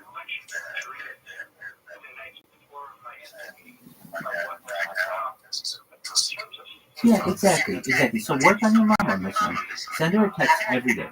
Mom, I want you to know I really love you, and I've changed my ways. I want you to know I want a second chance. I want you to know that I just really appreciate you being my mom. You don't have to say anything more than that.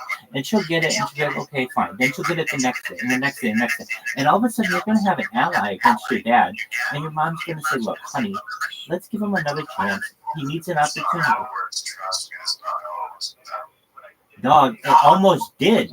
Up until 3 days ago, your dad was basically 50-50 on this one. And so, if you that's not how it works with them. I would believe you if your dad had said the same thing for the last 30 years. He's never letting his son back in the house. Okay, I believe that one. But as of 3 days ago, he was like, maybe. So if he was like 3 days ago, maybe this is a man whose mind can change. And for you to be like, no, there's no way that their mind is made up and there's no way that it changes. I just say to myself, that's incorrect because 3 days ago, his dad was still contemplating allowing him to stay there. I'd rather be able to know that almost don't have to deal with my parents again. I know that's not stupid, but... Hold on, now let's really contemplate that one. It's not about being in jail, because that's just temporary. unless you go and fuck up big time again. And I'm saying you didn't fuck up big time the first time, but if you went and fucked up or something happened, so then you're just looking at delaying homelessness.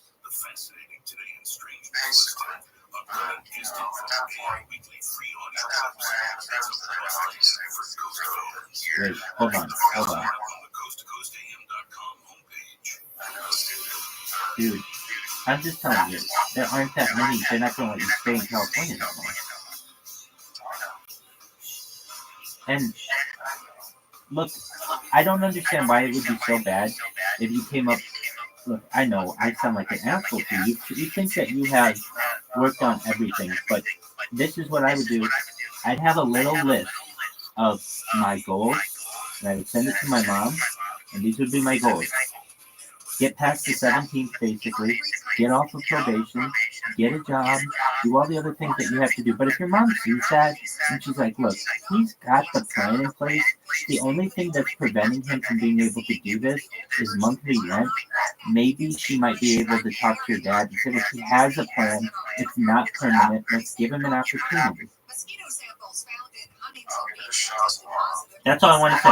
You're perfect, baby. Dude, can I tell you this right now on another subject? There's this fucking person. I see these fucking people on Kick all the time.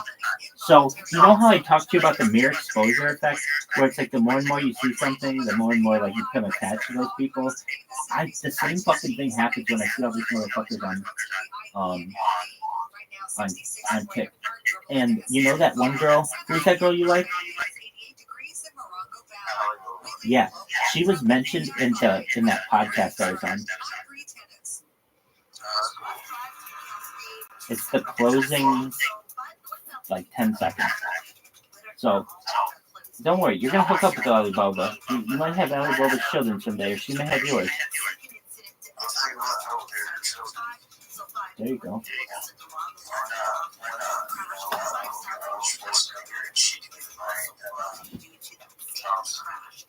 There you go. In this week's Marketers Report, Dave Miller, Executive Vice President, Worldwide Marketing at Warner Brothers Discovery, weighs in on regional audio marketing. Everything that we are doing is incredibly data-driven. We are getting signals in every single day about how specific audiences are performing. So although we're marketing at a very broad scale, and that does include specific markets, that's really the beauty of iHeart's network. You're not serving the same message to the consumer in national. That's all you need to do. Done. There you go. There you go. So it's win-win for you.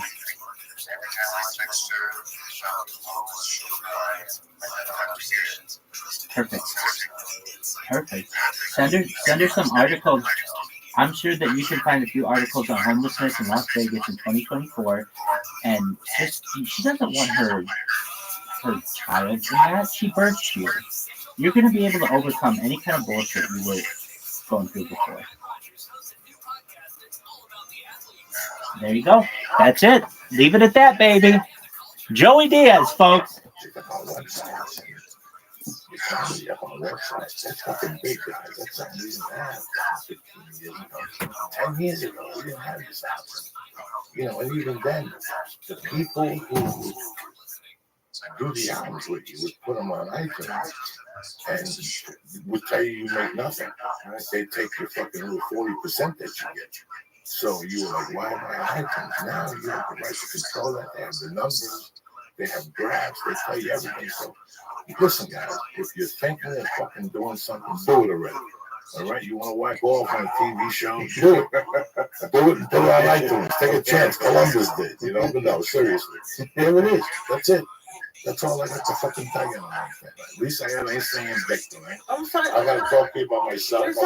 I'm long-winded, and you're sitting there looking at me like I owe you $22. No. Making a mistake. That's what I'm saying.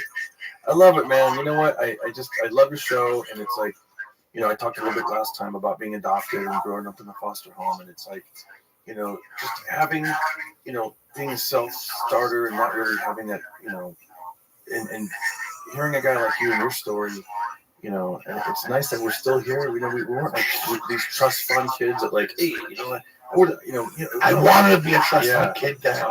And the cold fucking reality of it was that now you look back at it, there's nobody who wakes up and goes, Jesus Christ, I wish I was a trust. Everybody at one time or another goes, Jesus Christ, they're digging a trench or they're going into their last semester and now they up their fucking money on insurance or whatever the fuck it is, tuition. And next thing you see these fucking kids pull up in a fucking limo and they act like jerk offs and they're doing drugs and they're fucking hookers and they're acting like animals. And for 1 second, you wish that was you. So you would act like a decent individual, make your family proud, use their money for fucking good shit. You know what I'm saying? We never get that. I wanted to be a trust fund kid for years. For years, I was like, I can't believe I don't wake up with an envelope and somebody cut my toenails and shit like that. But I don't think, going back to like the high schools with the BMWs, those kids don't work as hard. Some of them do, but some of them get, because of their connections, higher up jobs than maybe they would if they didn't know anybody. But what you were talking about earlier about like me doing more work is like it's, you know that there's work to be done, but it's no one wants to do it. You know, like it's like you do things instead of you focus on projects you maybe shouldn't. And someone tweeted me the other day and said, is it motivating to work with Joey Diaz? And it is, but I learned from you in a way, like it's like I don't want you to be right, but you are a lot of the time, and I see how you cut away. And sometimes I feel like I'm too young to be cutting away certain things. Like maybe I should do things to get the experience or something. But the more I focus on one thing, it turns out better. I'm super high, so let me know something. No. I get part of your conversation. Okay. And part of your conversation is this, okay? I don't even know how to describe what the fuck he's saying. But in part, it's like what we discussed in the party. People get a real estate license after 2 years trying to make a lot of money. So they become waiters for $55 a week. And for years, they tell people they're real estate agents, but meanwhile, they're waiters. If they take the $55 as being a waiter and cut $55 to $25, and for 30 hours a week, really focus on what it is to be a realtor, from having your car plan to giving out business cards to mailing out hello cards to, calling people on the phone and preparing to meet them to do an insurance appraisal, whatever the fuck it takes you just to sign them as a client. If you really do that, most people who get a real estate license work very hard and they get a cold reality. They buy a course, they get sucked into the course, and the whole thing. How the fuck do I know? Because I saw 6 out of 10 of my friends became real estate fucking agents. And not one of them became Trump. That's how I fucking know, okay? And they would go, one guy was kind of kinky and he made a little money and he got out. He was very smart. He learned how to do loans, to get loans with a bank account. And he fucking learned how to finagle it. He made a couple $100,000 and he got out after 2 years. Nobody ever got to pay for it. But besides that, I never knew nobody who out of all those courses became agent, because people take that course and they think they're going to sit in an office and want to knock on your door. Hey, we want to buy an $800,000 house. It don't work that way, especially in today's society. You become a real estate jack. First off, you're going into something that 1 million fucking people. You got to check becoming a fucking personal trainer. Okay, you're going into fight against barracudas. You know what? You have a degree in kinesiology. You have an associate's in fucking chemical fucking warfare and dietitian, and you work for Bally's for 10 fucking years and you're on $200 an hour. Good luck unless you bump into a sucker like me or some fat fucking or some actor. Right or wrong, it's 200. Well, how long you gonna think you're gonna hold on to that price? You think if Lee Sayak comes to you and goes, I want to train, but I only pay $75 an hour. This guy's gonna go, nah, I get 200, pass on. How long? But every of those guys, it picks up one guy that keeps them going for like 2 years at a shot. You know, $750 a month, whatever the fuck they charge for it, it's amazing.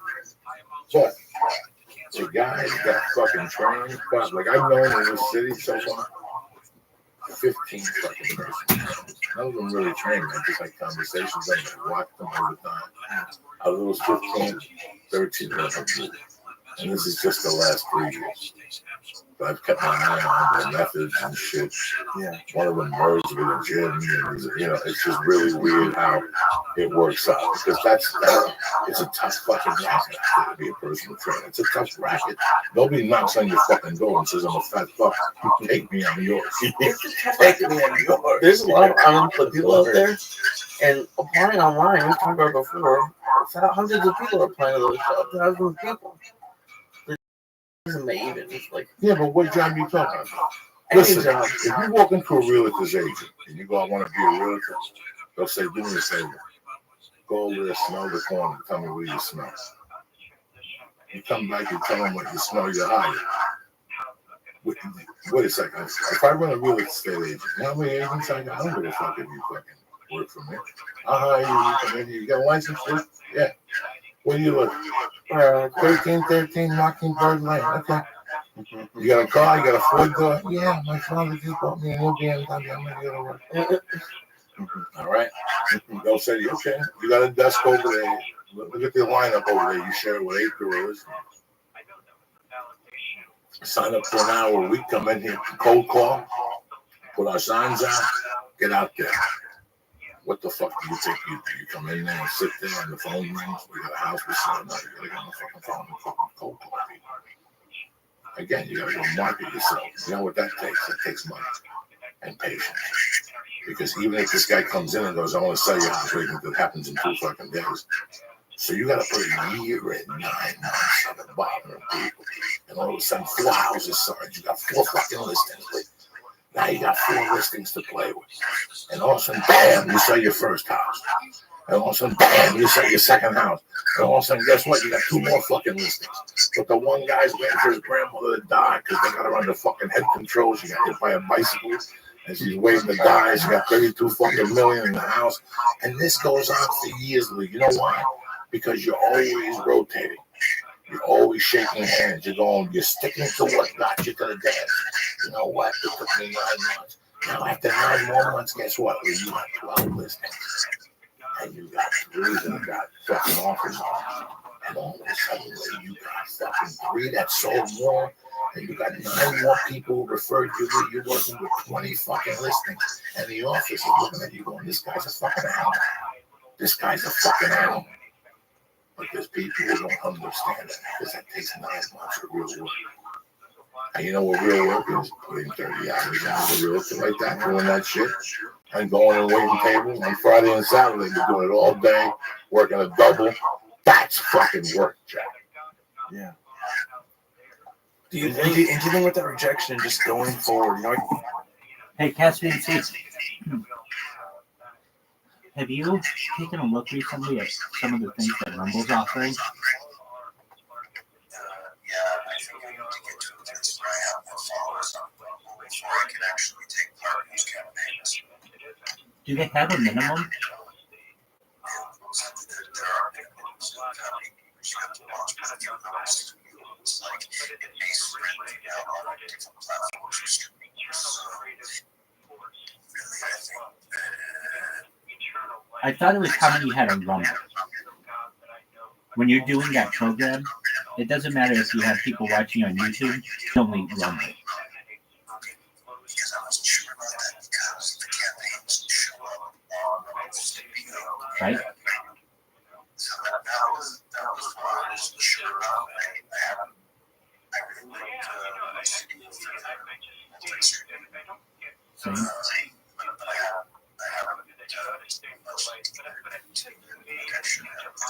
Okay, well they changed them. Like they're paying a lot better now. Before it was paying like 2 cents, now it's 15 cents. It's gone up like a huge amount in like a month.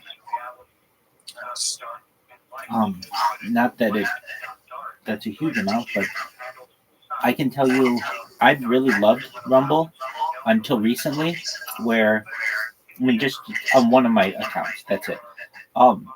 It had some kind of issue where the Rumble system thinks that there's a video going on, but there's really not. And so it's like I could create a new account and do all that other bullshit, but that takes some hours to connect all the other accounts and shit. So there was something that I saw, and if it ever happens to you, it's a good thing to know. A couple things you can do. And sometimes you're able to go back to the window that has like the thing where you go live and you're able to end the stream in the bottom right corner. But I'm not even able to get to there. But I do know that Rumble, I don't think allows you to have longer than a 24-hour stream before it just like kills that streaming VOD or whatever. And so I'm just gonna let this computer go for 24 hours. Hopefully it'll kill that and then fix any issue. If not, I'll have to fix it. I'll have to do it again. So what I did, I'm still streaming on the computer, but just on YouTube. And when I went to my YouTube account, it was bullshit. I keep having this happen where I have old videos, like a year and a half old. Joey Diaz talking about snorting coke off some hooker's ass, and they consider that not proper health information. And so I get a warning because from like the World Health Organization. So I basically have to always keep those accounts changing. And the more things that they change in society, the more they take away the ability to have these discussions.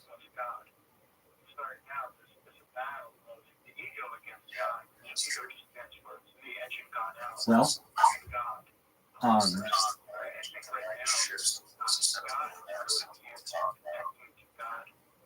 right.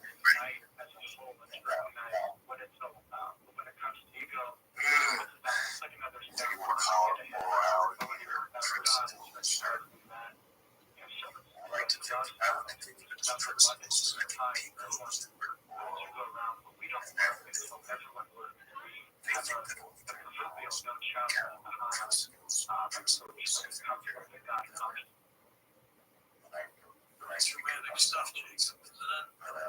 What's happening right now? It's nothing new. The last couple of years, we just think it's more dangerous with the technology that people have. It's amazing. The same degree of violence is more potent than what we have now. It's been the case for thousands of years. So, can you imagine being in a classroom and just doing the same thing over and over again and not changing? That's what many on the planet are having. A lot of people feel quite powerless for what's going on today. So I really can't understand that. Our microcosm is our macrocosm. Each person can take control of their own life. That's how we make a change in this planet. We're thinking locally by accident. There are barriers that prevent you from connecting with Absolutely. There's certain barriers. I think one barrier that I have working on workshops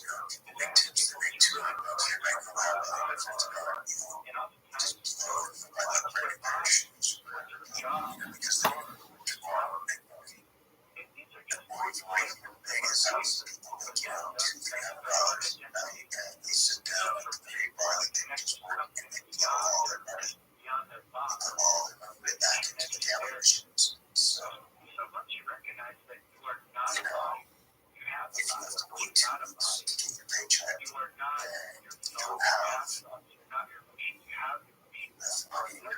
There is power beyond your age, yourself. There's a possibility. But that box of reality that people have true is there.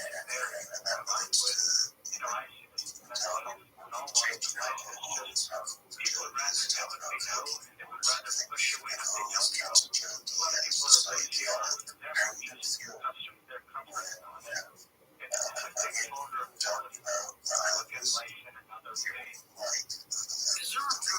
these near-death experiences take away.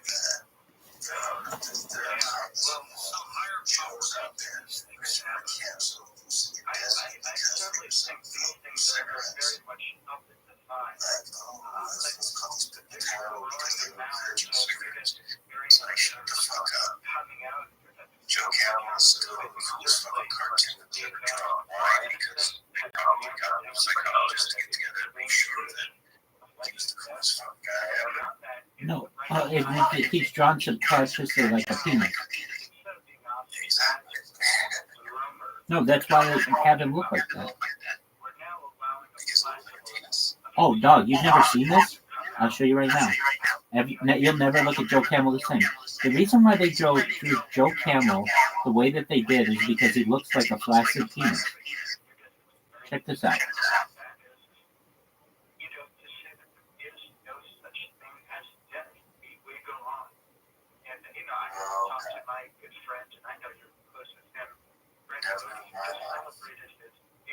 Yeah, dog. Do you see it now? I can't do that. I'll see anything else inside. Hey, no, he's kind of put on his face. Well, it's about that oral fixation and like creating that. So, exactly. Isn't that something? That's even crazier to me. That's crazy to me about the penis on Travis Castle. On Little Mermaid, yeah. Yeah, the penis that was drawn on Little Mermaid Castle goes on all the front covers. Right. I know exactly what you're saying. There's all kinds of weird shit in Disney films. My favorite is when people read stuff about like the sound of the smoke when the Jeep comes out of there. If you slow it down, it says all good boys and girls have sex. It's like, okay. Dog. It's a fucking it's a sound effect. They have some shit though when like Simba looks at the stars and like falls on the top of that mountain and all the dust comes up. It fucking says sex. Yeah, it does. It really does. It says sex. My favorite though is like this investigation. Like they say everything is demonic. Say everything is influenced. It's been a long time. I heard like a couple of friends about this man out. She the same church and she was saying how Pokemon was living because they could tell about the magical amulets to capture demons. And this is like Jim. Like, and yes, they have definitely incorporated some of that later on. But I was like, honestly, that was bad. Just calls me. I don't really know how you're supposed to have respect for other people. But I was just like, it was like this fountain bullshit. Because honestly, it revolves around the culture of Japanese kids capturing bugs or battling bugs against each other. This is what they do. Like, you look right now, you'll see their kill almost sleep and they would battle them like that. There is a reason for it. It has nothing to do with demons. It has to do with cockfights, basically. Imagine the kitty versions of cockfighting. When you raise up the bug, they keep the bug strong, and then the battle goes against each other. We have battle dogs through boxing matches in Japan. Kids capture bugs for fun, and they submit and it's really bad. And that's when it started. So, individuals activists, anything on the job is children. You're just fucking care. Shoot, her whole cult of carrots.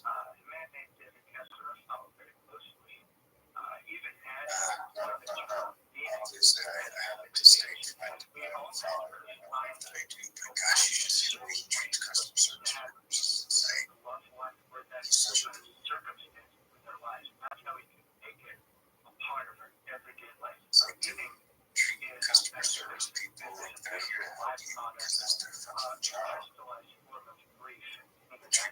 that kind of complements with their journey. But it's often is how deeply we're connected to that love. But it doesn't have to be morose or paralyzed. It can allow you to move through life. I think you're happier. I could be wrong, but you seem happier when you're streaming. It's weird. I don't know. I think it's kind of just like anybody can show up and like make your day or whatever, but you don't seem as happy when you're not streaming.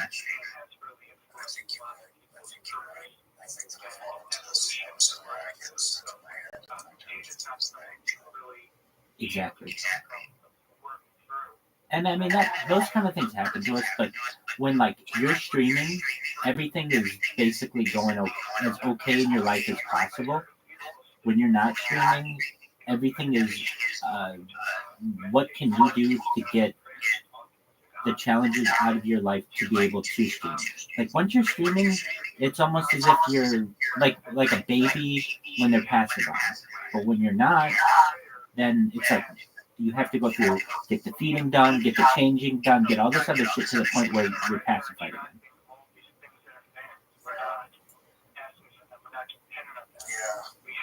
Like when you're streaming, you're in a better mental place. I'm not saying that you're in a bad mental place, but you're just quieter and you're more lone. You're more of a loner. Yeah. Right. But you have so much to offer the world. And it's like, oh, you do. You're someone, when you were streaming, and like the best I've seen you thus far was when you were streaming, listening to your own podcast, just like getting things organized. You had like a certain buzz about you that was really cool. It wasn't the best when you were streaming was not when you had that bot going. Actually, that was probably it. When you got that bot going and you were streaming and you had figured it out on your own, that's the happiest I've seen you.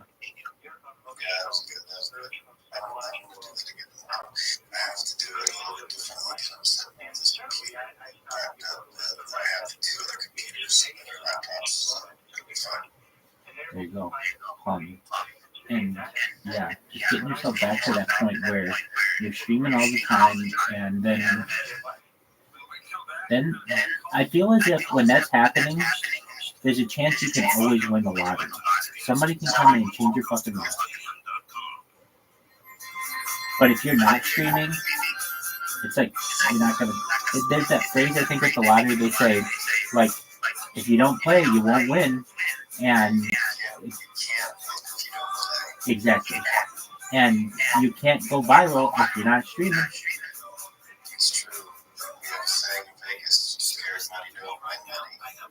There you go. Business needs most attention. Think about it. We swipe and scroll that stuff all day. But when we're driving, cooking, and working out, we're also listening. That's the magic of audio and iHeart. We're in your next customer's ears while they're living life and listening, just like you are right now. So get your customers to listen up today to radio, digital, and podcasts. Visit iHeartAdvertising.com. That's iHeartAdvertising.com. Realize is here for the hard work. For the ones rolling up their sleeves, working around the clock, and getting the job done. You're dedicated to doing what it takes to keep business growing. Eli is dedicated to helping you make this happen. Working 7 days a week, staying fully stocked. Wait, they won't give you medicine to focus?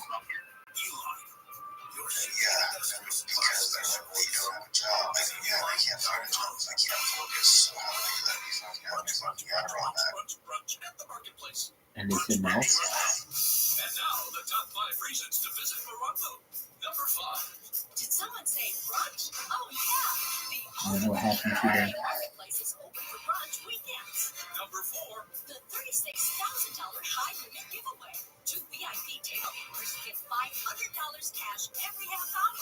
Fridays, 6 to 10 p.m. 3. Out of this world gift giveaway. Get a portable heater stove when you earn 500 points on your rewards card. 16. And the number 2. Olaria, live July 27th. Get tickets now. And the number 1 reason.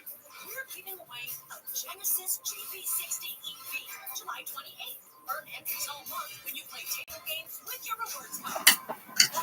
The best casino resort in the Southland 2 years in a row. Morongo, good times for everybody. KFI AM 640. KFI AM 640. KFI live and everywhere on the iHeartRadio app. What you need to know and when you need to know it. Our iHeartRadio Music Festival presented by Capital One. Coming back to Las Vegas, September 20th and 21st, streaming live only on Hulu. A weekend full of superstar performances. Tickets are on sale now at AXS.com. That's AXS.com. Capital One is the proud presenting partner of the 2024 iHeartRadio Music Festival, bringing great products, rewards, and services to its customers. What's in your wallet? All the good stuff, yeah. Camps keeps you on top of pop culture. AMC Theater chain lost roughly $400 million in 2023, though that's a big improvement from its $4.5 billion loss in 2020. But take a guess where a good chunk of that loss came from. According to an April filing, the company's CEO pocketed a 2023 compensation package estimated at a whopping $25 million, roughly $2 million raise from the previous year. The next four best compensated officers took home a combined $15.6 million over the same period, and reported total pay for 8 board members was roughly $2.4 million. So together, the 13 AMC executives were apparently paid some $43 million in 2023, or over 10% of the company's loss for the year. No wonder they keep jacking up the price of popcorn. This isn't unique to entertainment, as the CEO of Boeing, who's stepping down by the end of this year amidst another round of high-profile equipment failures, cashed into the tune of between $24 and $33 million last year for a filing by that company. No word on his 2024 compensation or the golden parachute of bonus payments that most executives are gifted with when they leave, voluntarily or not. What's poppin'? I'm Cass on iHeartRadio. Records, milestones, first, class, and everything in between.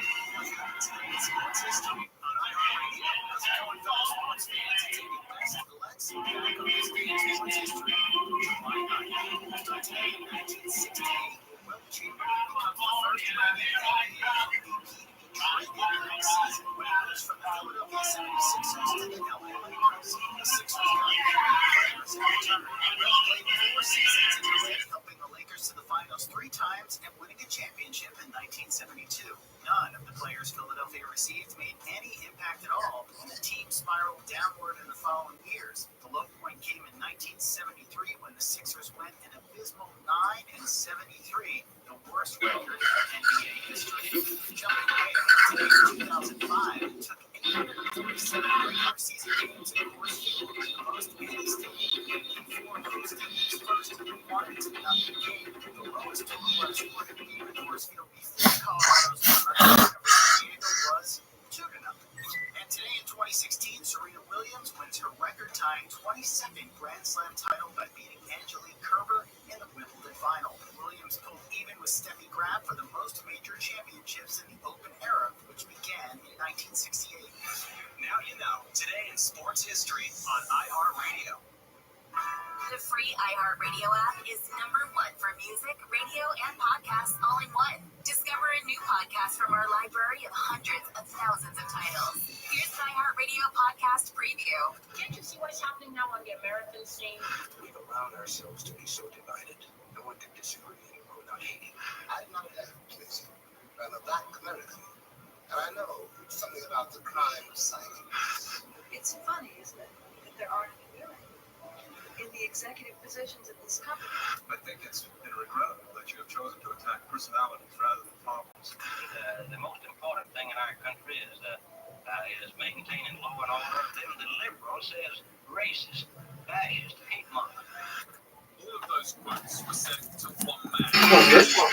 Yeah, we ain't fucking around tonight. Yeah, we got some fucking killer weed. Check this out, motherfuckers. I don't even know what it is. Don't matter. Well, you understand? I got it about 1 o'clock and I put it in a bag and I put it in my wife's car. Beaming under 113-degree weather. You understand me? This thing is like a fucking pallet. The weed stores try to tell you the weed, they sell you the weed wet, so the weight, and then you fucking, I don't smoke wet weed. That's for fucking amateurs. I smoke weed that's nice and dry. You get the full fucking patois. You understand me? That's why. But these motherfuckers say you're wet weed. I've been smoking dry weed since the fucking 80s, Jack. You know exactly where you stand. You follow me recently? This is the way fucking professionals do it. I don't give a fuck how the rest of these mooks do. This is Uncle Joe coming at you on the fucking Lord's Day, Sabbath, Bloody Sabbath, the church, the flying Jew. It don't fucking matter. It's on tonight, motherfuckers.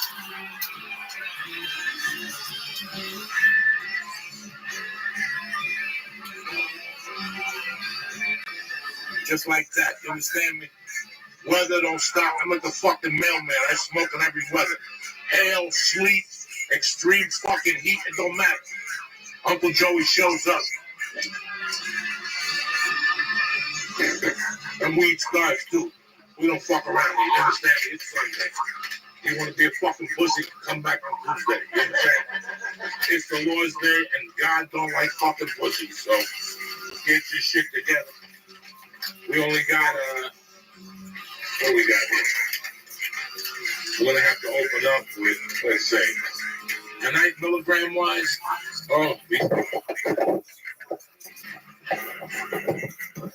Sorry about that. My fucking tripod. You know what I'm saying? I got this fucking Puerto Rican tripod here. What are you gonna do? So we got 6 stars. There's 200. Go ahead and go there, fucking freak on.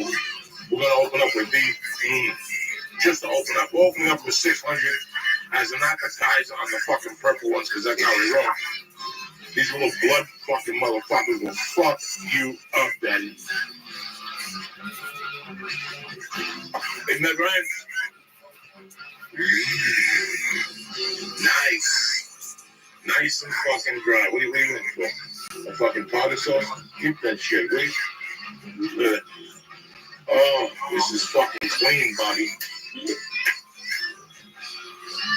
But look what we got here. We're gonna back up, you know what I'm saying? We'll throw a couple of these in there just to get the 2 different reds in the mix, you know what I'm saying?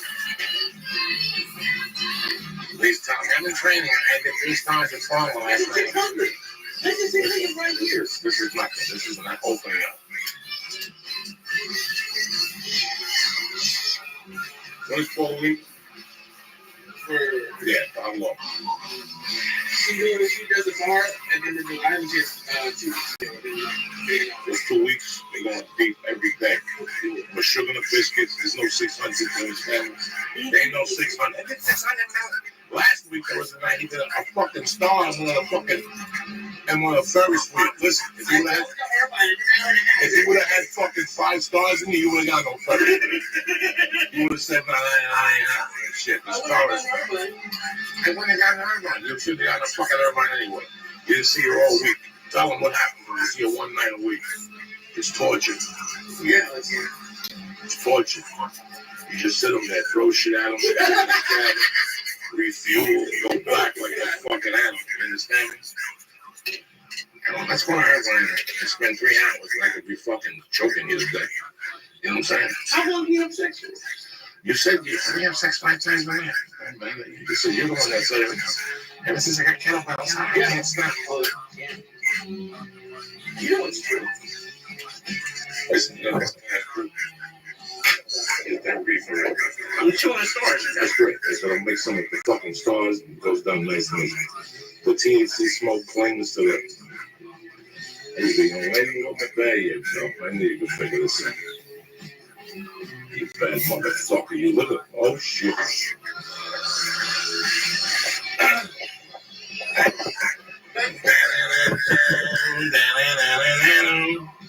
The fuck are you doing with your life, cocksucker? So that's 600. That's 725. That's 250 and 600 is 850. This guy over here regurgitating shit. Gotta do some more. Yeah, I'm nice and warm.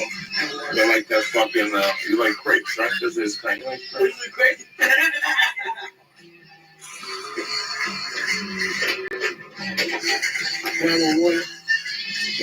Somo, like this strong, like your fat dude with the fucking lap band. You can't drink water with nothing. When you got for free, you gotta eat your food fucking dry. No fucking nothing. What do we got? 850 and it's one more. 975. Fuck will be lurking, Glenn. You're gonna have to just watch and see if we pop that last fucking stop to make it 950 milligrams.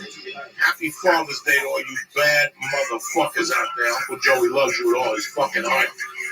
To all the niggas in the struggle. You know what I'm saying? I love you motherfuckers. What? Where you gonna fucking help with? No, it's the truth. We're all fucking in a struggle here, whether you're fucking, you know, it's an expression. Nobody gets their feelings hurt. We're all fucking assholes. We live to fucking sling dick another day.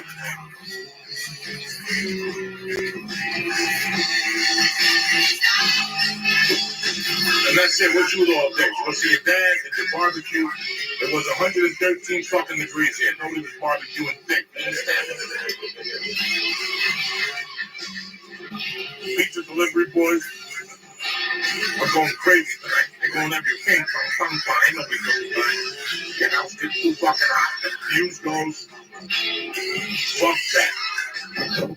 We're going deep with Sabbath Bloody Sabbath.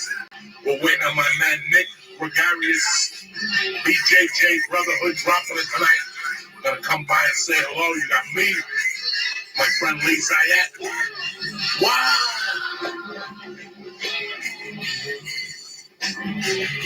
Should we do another stop? Where are we at now? 850. Yeah. So one more will put us at 975. Creeping on the devil's door. We're knocking on the door. Who's in there? I got some good calls today. I had a good time with my daughter. It was really like Crown Fisher first Father's Day. Everybody was going in.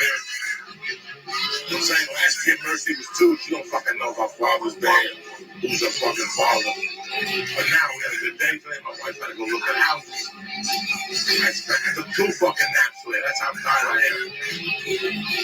That's what happens between the fucking heat and the mental fucking dealing with you cocksuckers.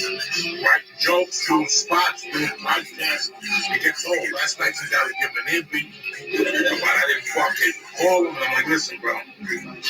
In my world now, if you're out of sight, you're out of mind. There's too much shit going on. No offense. It's so fucking weird. My main man, what's his name? Fuck, Jordan Lee. I didn't see him for 2 months. I didn't even think about fucking Jordan. Not because I don't love him, but because there's so much shit getting thrown in your face. You don't even know. Treat your life for what it's worth, and for every friend. What? Here we go, my friend. Looking back, I've lived in love, and now I'm wondering.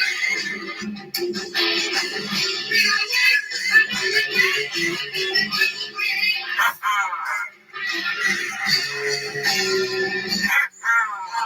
You fat motherfuckers. Sitting there thinking to yourself, what am I gonna do with my life? I'm looking out a window, it's 2,000 fucking degrees, I got no air conditioning.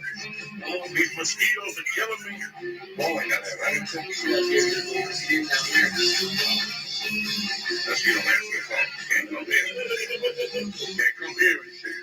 Can't happen here. Can't have 9 people here. Don't suck up all the fucking cold air. The more people, the less cold air. You know what I'm talking about? And that's it. It's the Lord's Day. You're thinking, what am I going to do? What's up TV for like 60 minutes? Islamic State shooting people.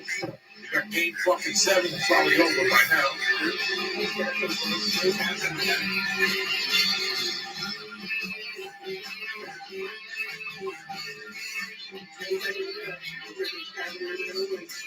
Well, I don't mean to be a fucking spoiler. Was it the Cavaliers going to win? Wow. In Golden State. Who saw that coming? Like I tell you, motherfuckers, you never saw a bookie with a part-time job. You understand? Never see a bookie with a part-time job. They ain't in business to lose. Even their mother had Golden State for the series. The Prince of Darkness, Timmy Holloway.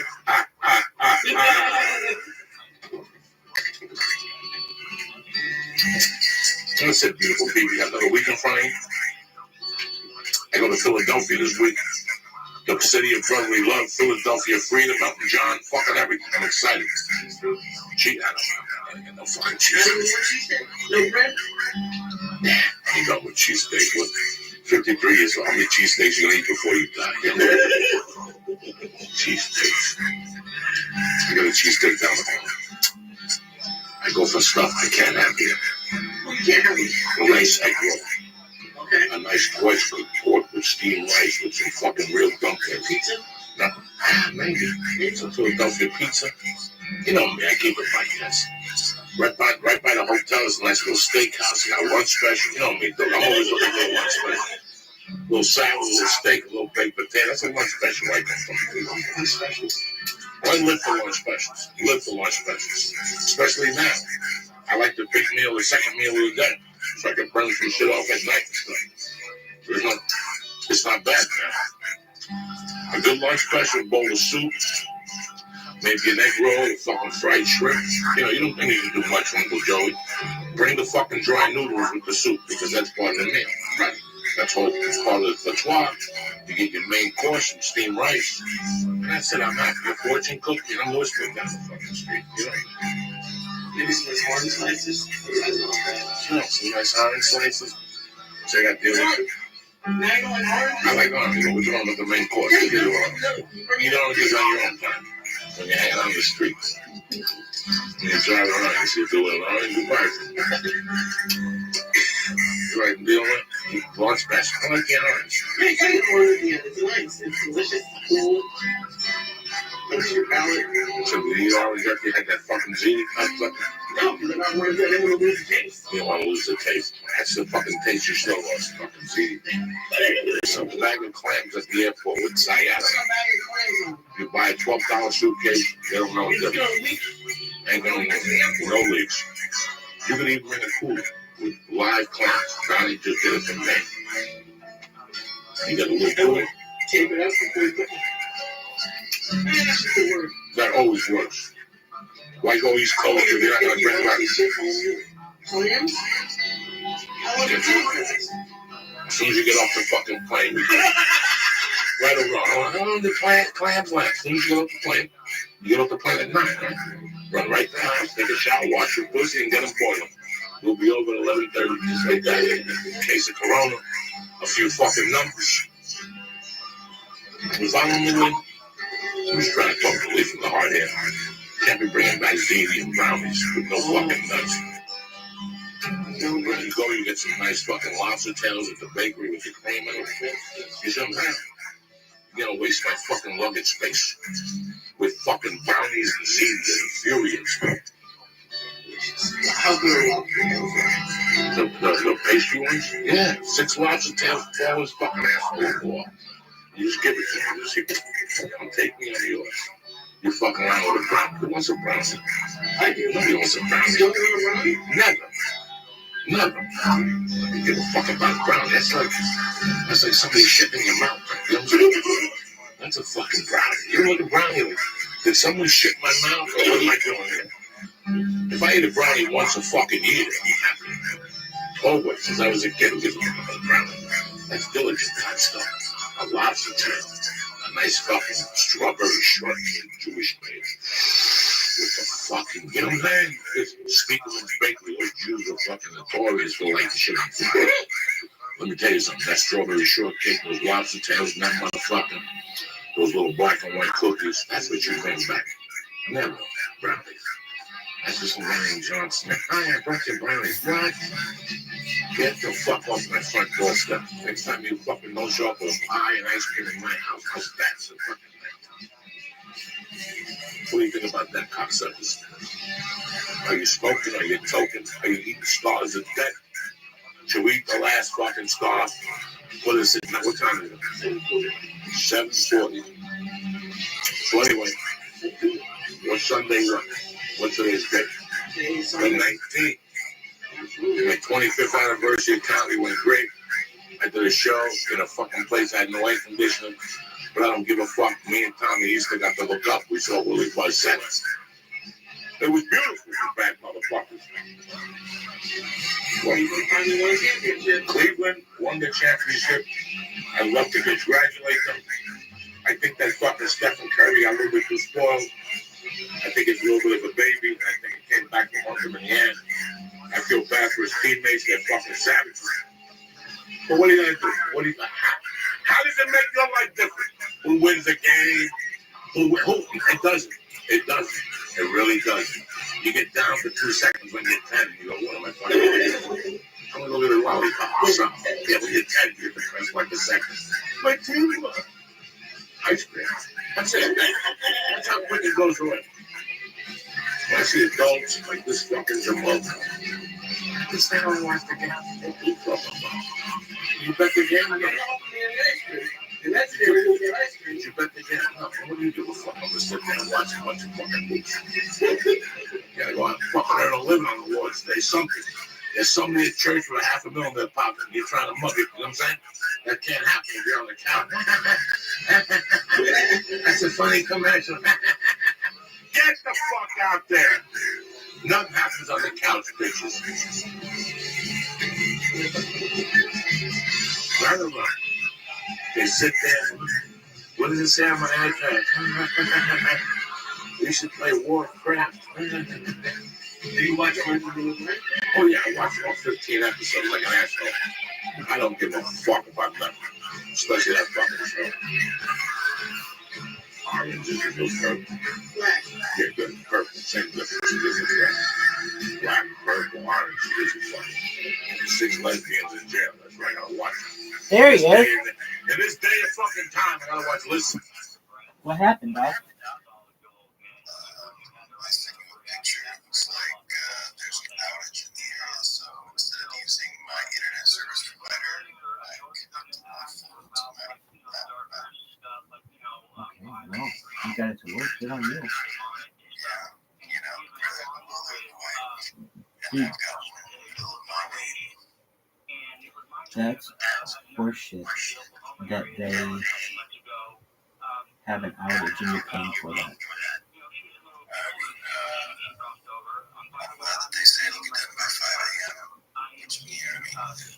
So I get that their estimate. 3 hours or so? Yeah, they gotta wake a guy up and be like, something happened. You gotta get down here now. Because the whole fucking area, like, it went from, I got like, they open up the app and it's like, everything's fine. And I'm like, obviously not. And then 2 seconds later, I reset it. I look at the app again, and I get that notification that I sent to you. And I was like, it's apparently a lot of people. Because if it's enough for them to post that on the app, but it's called to you. So, like, I open up the app, and then I go over here, I open it up.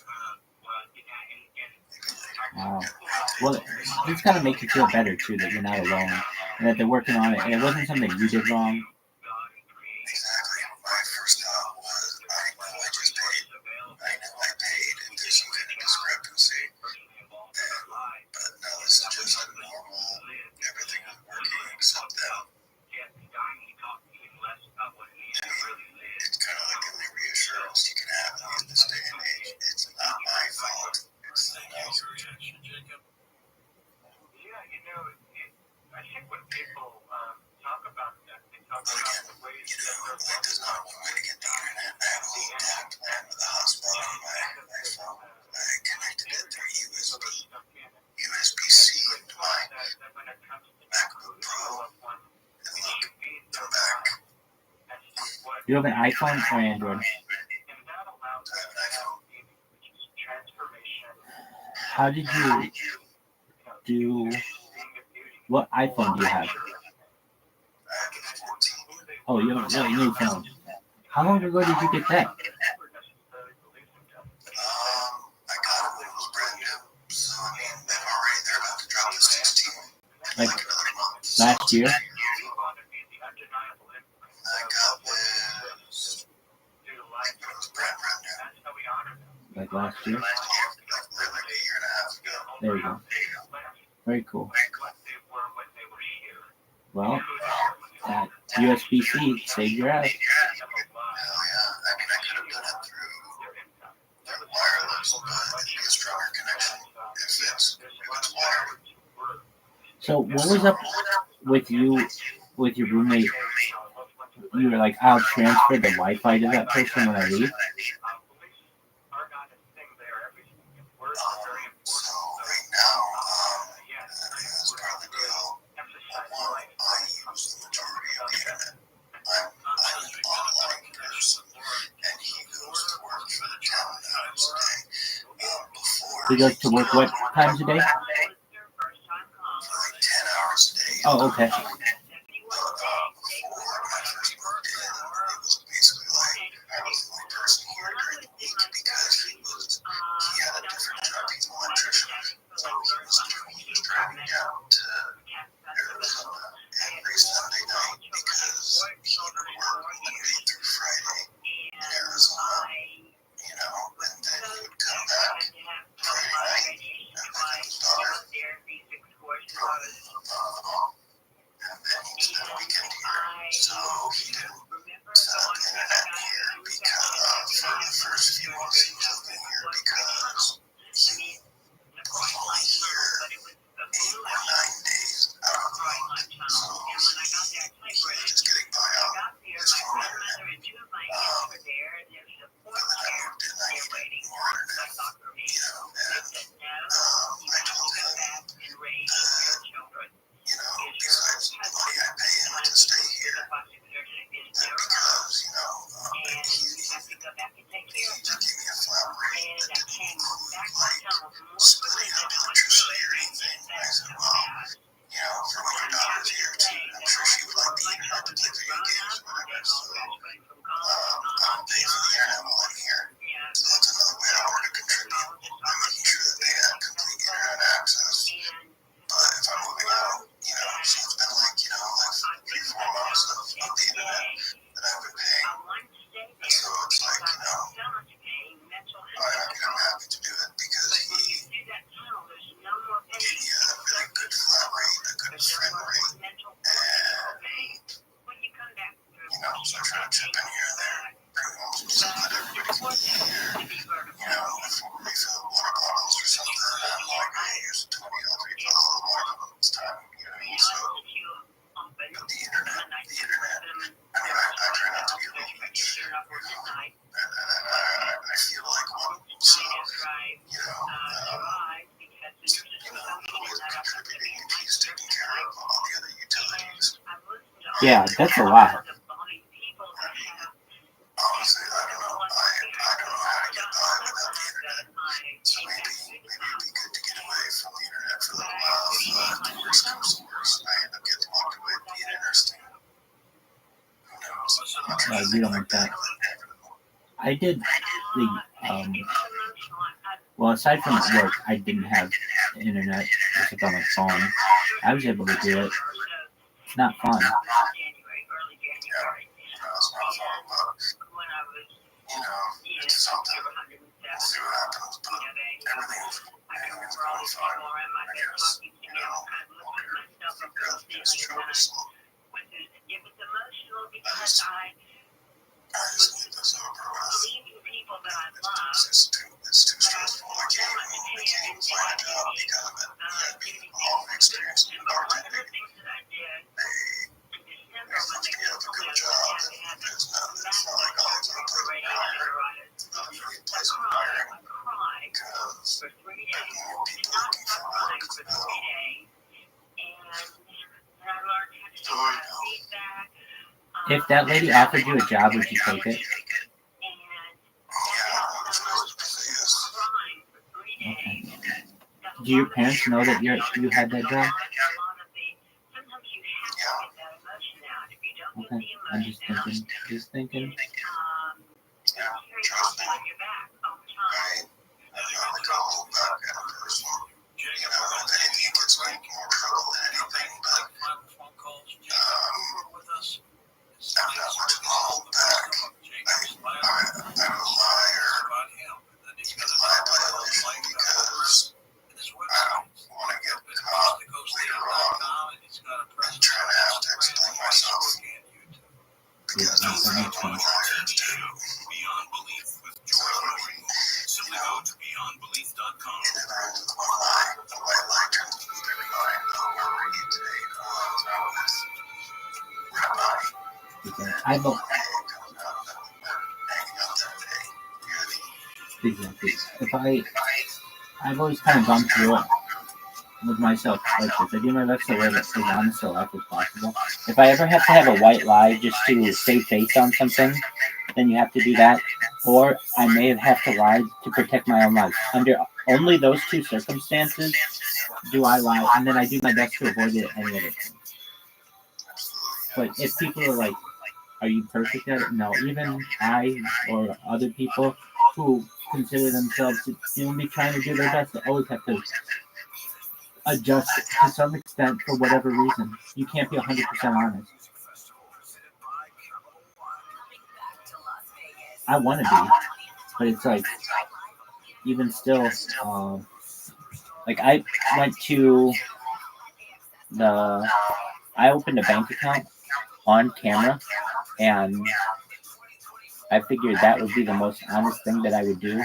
But like, you could see what my ATM password was. You heard all the shit about, like when they, do the whole interview and everything.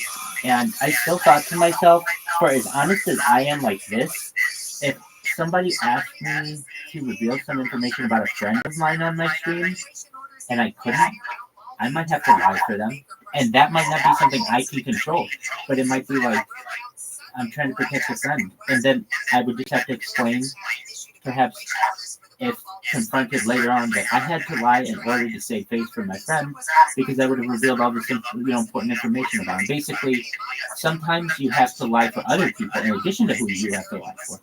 Exactly. And that comes down to actually being true to a friend.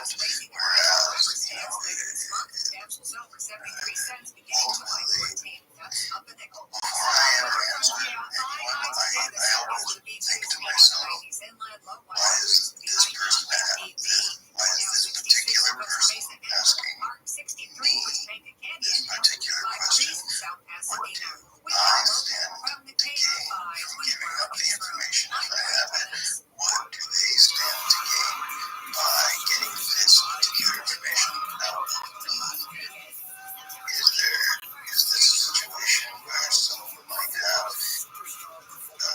trying to entrap me in a way? Exactly. I go through the whole checklist before, like, that's even if someone asks me, hey, do you know what time it is? If I see the watch on there, I start wondering why they're asking me what time it is, and I'm like touching on the watch. So it's like, I don't necessarily care to be the most helpful person in the world. I like to be honest, but... Wait, when someone asks you what time it is, you say to them, don't you have a watch? No. What I'm saying is, if I notice someone has a watch on that they walk up to me and they ask me, I'm using that as an example. Oh, totally. But who does that? I'm just saying, like, in a situation like that, where you clearly have the time. Like, you can help yourself. Why are you coming for me to help? Why are you asking me? Then it's like, are you trying to find out if I know something? So somebody said to me, hey, Harold, that guy Caspian, he's hanging around, what do you think about that? And they didn't know that was me. I would say, that's wild. Yeah, I didn't hear that. Where'd you find that out? Can you send me a link? I see. Yeah, you try to get as much information out of it as possible. Yeah, definitely the most important thing. I make sure that my brain doesn't give up information. Like, hey, if there's a rumor going around the Caspian Sea is a fucking neo-Nazi, and I know the Caspian Sea, but the person who told me doesn't know that it's me, then I'm going to ask them, hey, let's expose this guy. Show me where to go. Show me where they're talking about this. I want to make sure to expose this guy. Because I want to find out if I would be saying that. Again, I'm talking an analogy. I don't think anyone's going to accuse me of being a half-Jew or neo-Nazi, but theoretically, if that were the case, I would play into it. I would play dumb. I would say, wow, this Caspian Sea sounds like a real piece of shit. Let me know where you get all this information from. Yeah, straight up. That's how I would play that. Like if someone said, oh, Rabbi Rothschild is actually in charge of the Zion government, whatever they call it. Oh, he's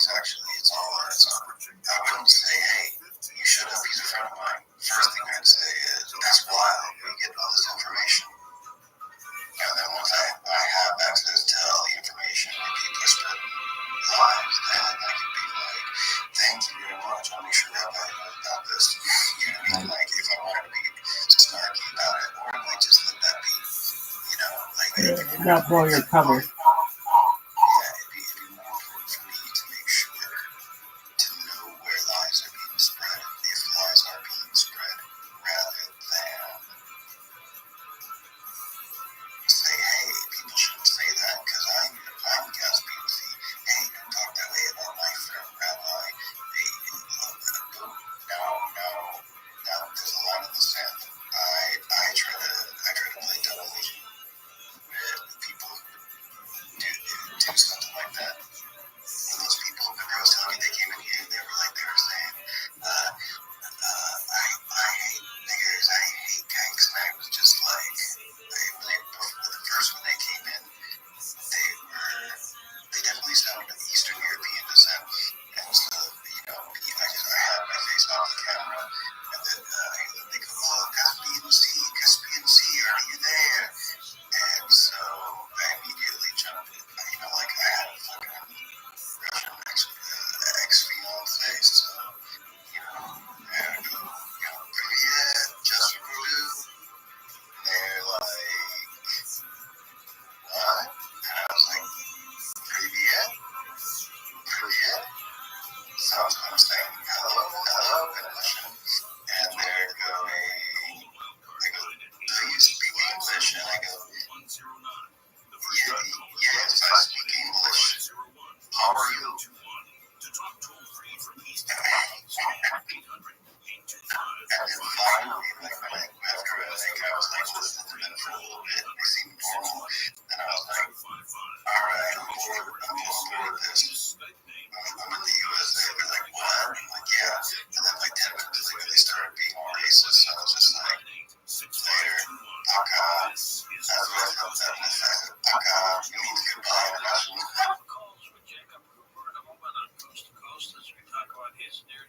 I don't understand what people get out of that. Yeah, exactly.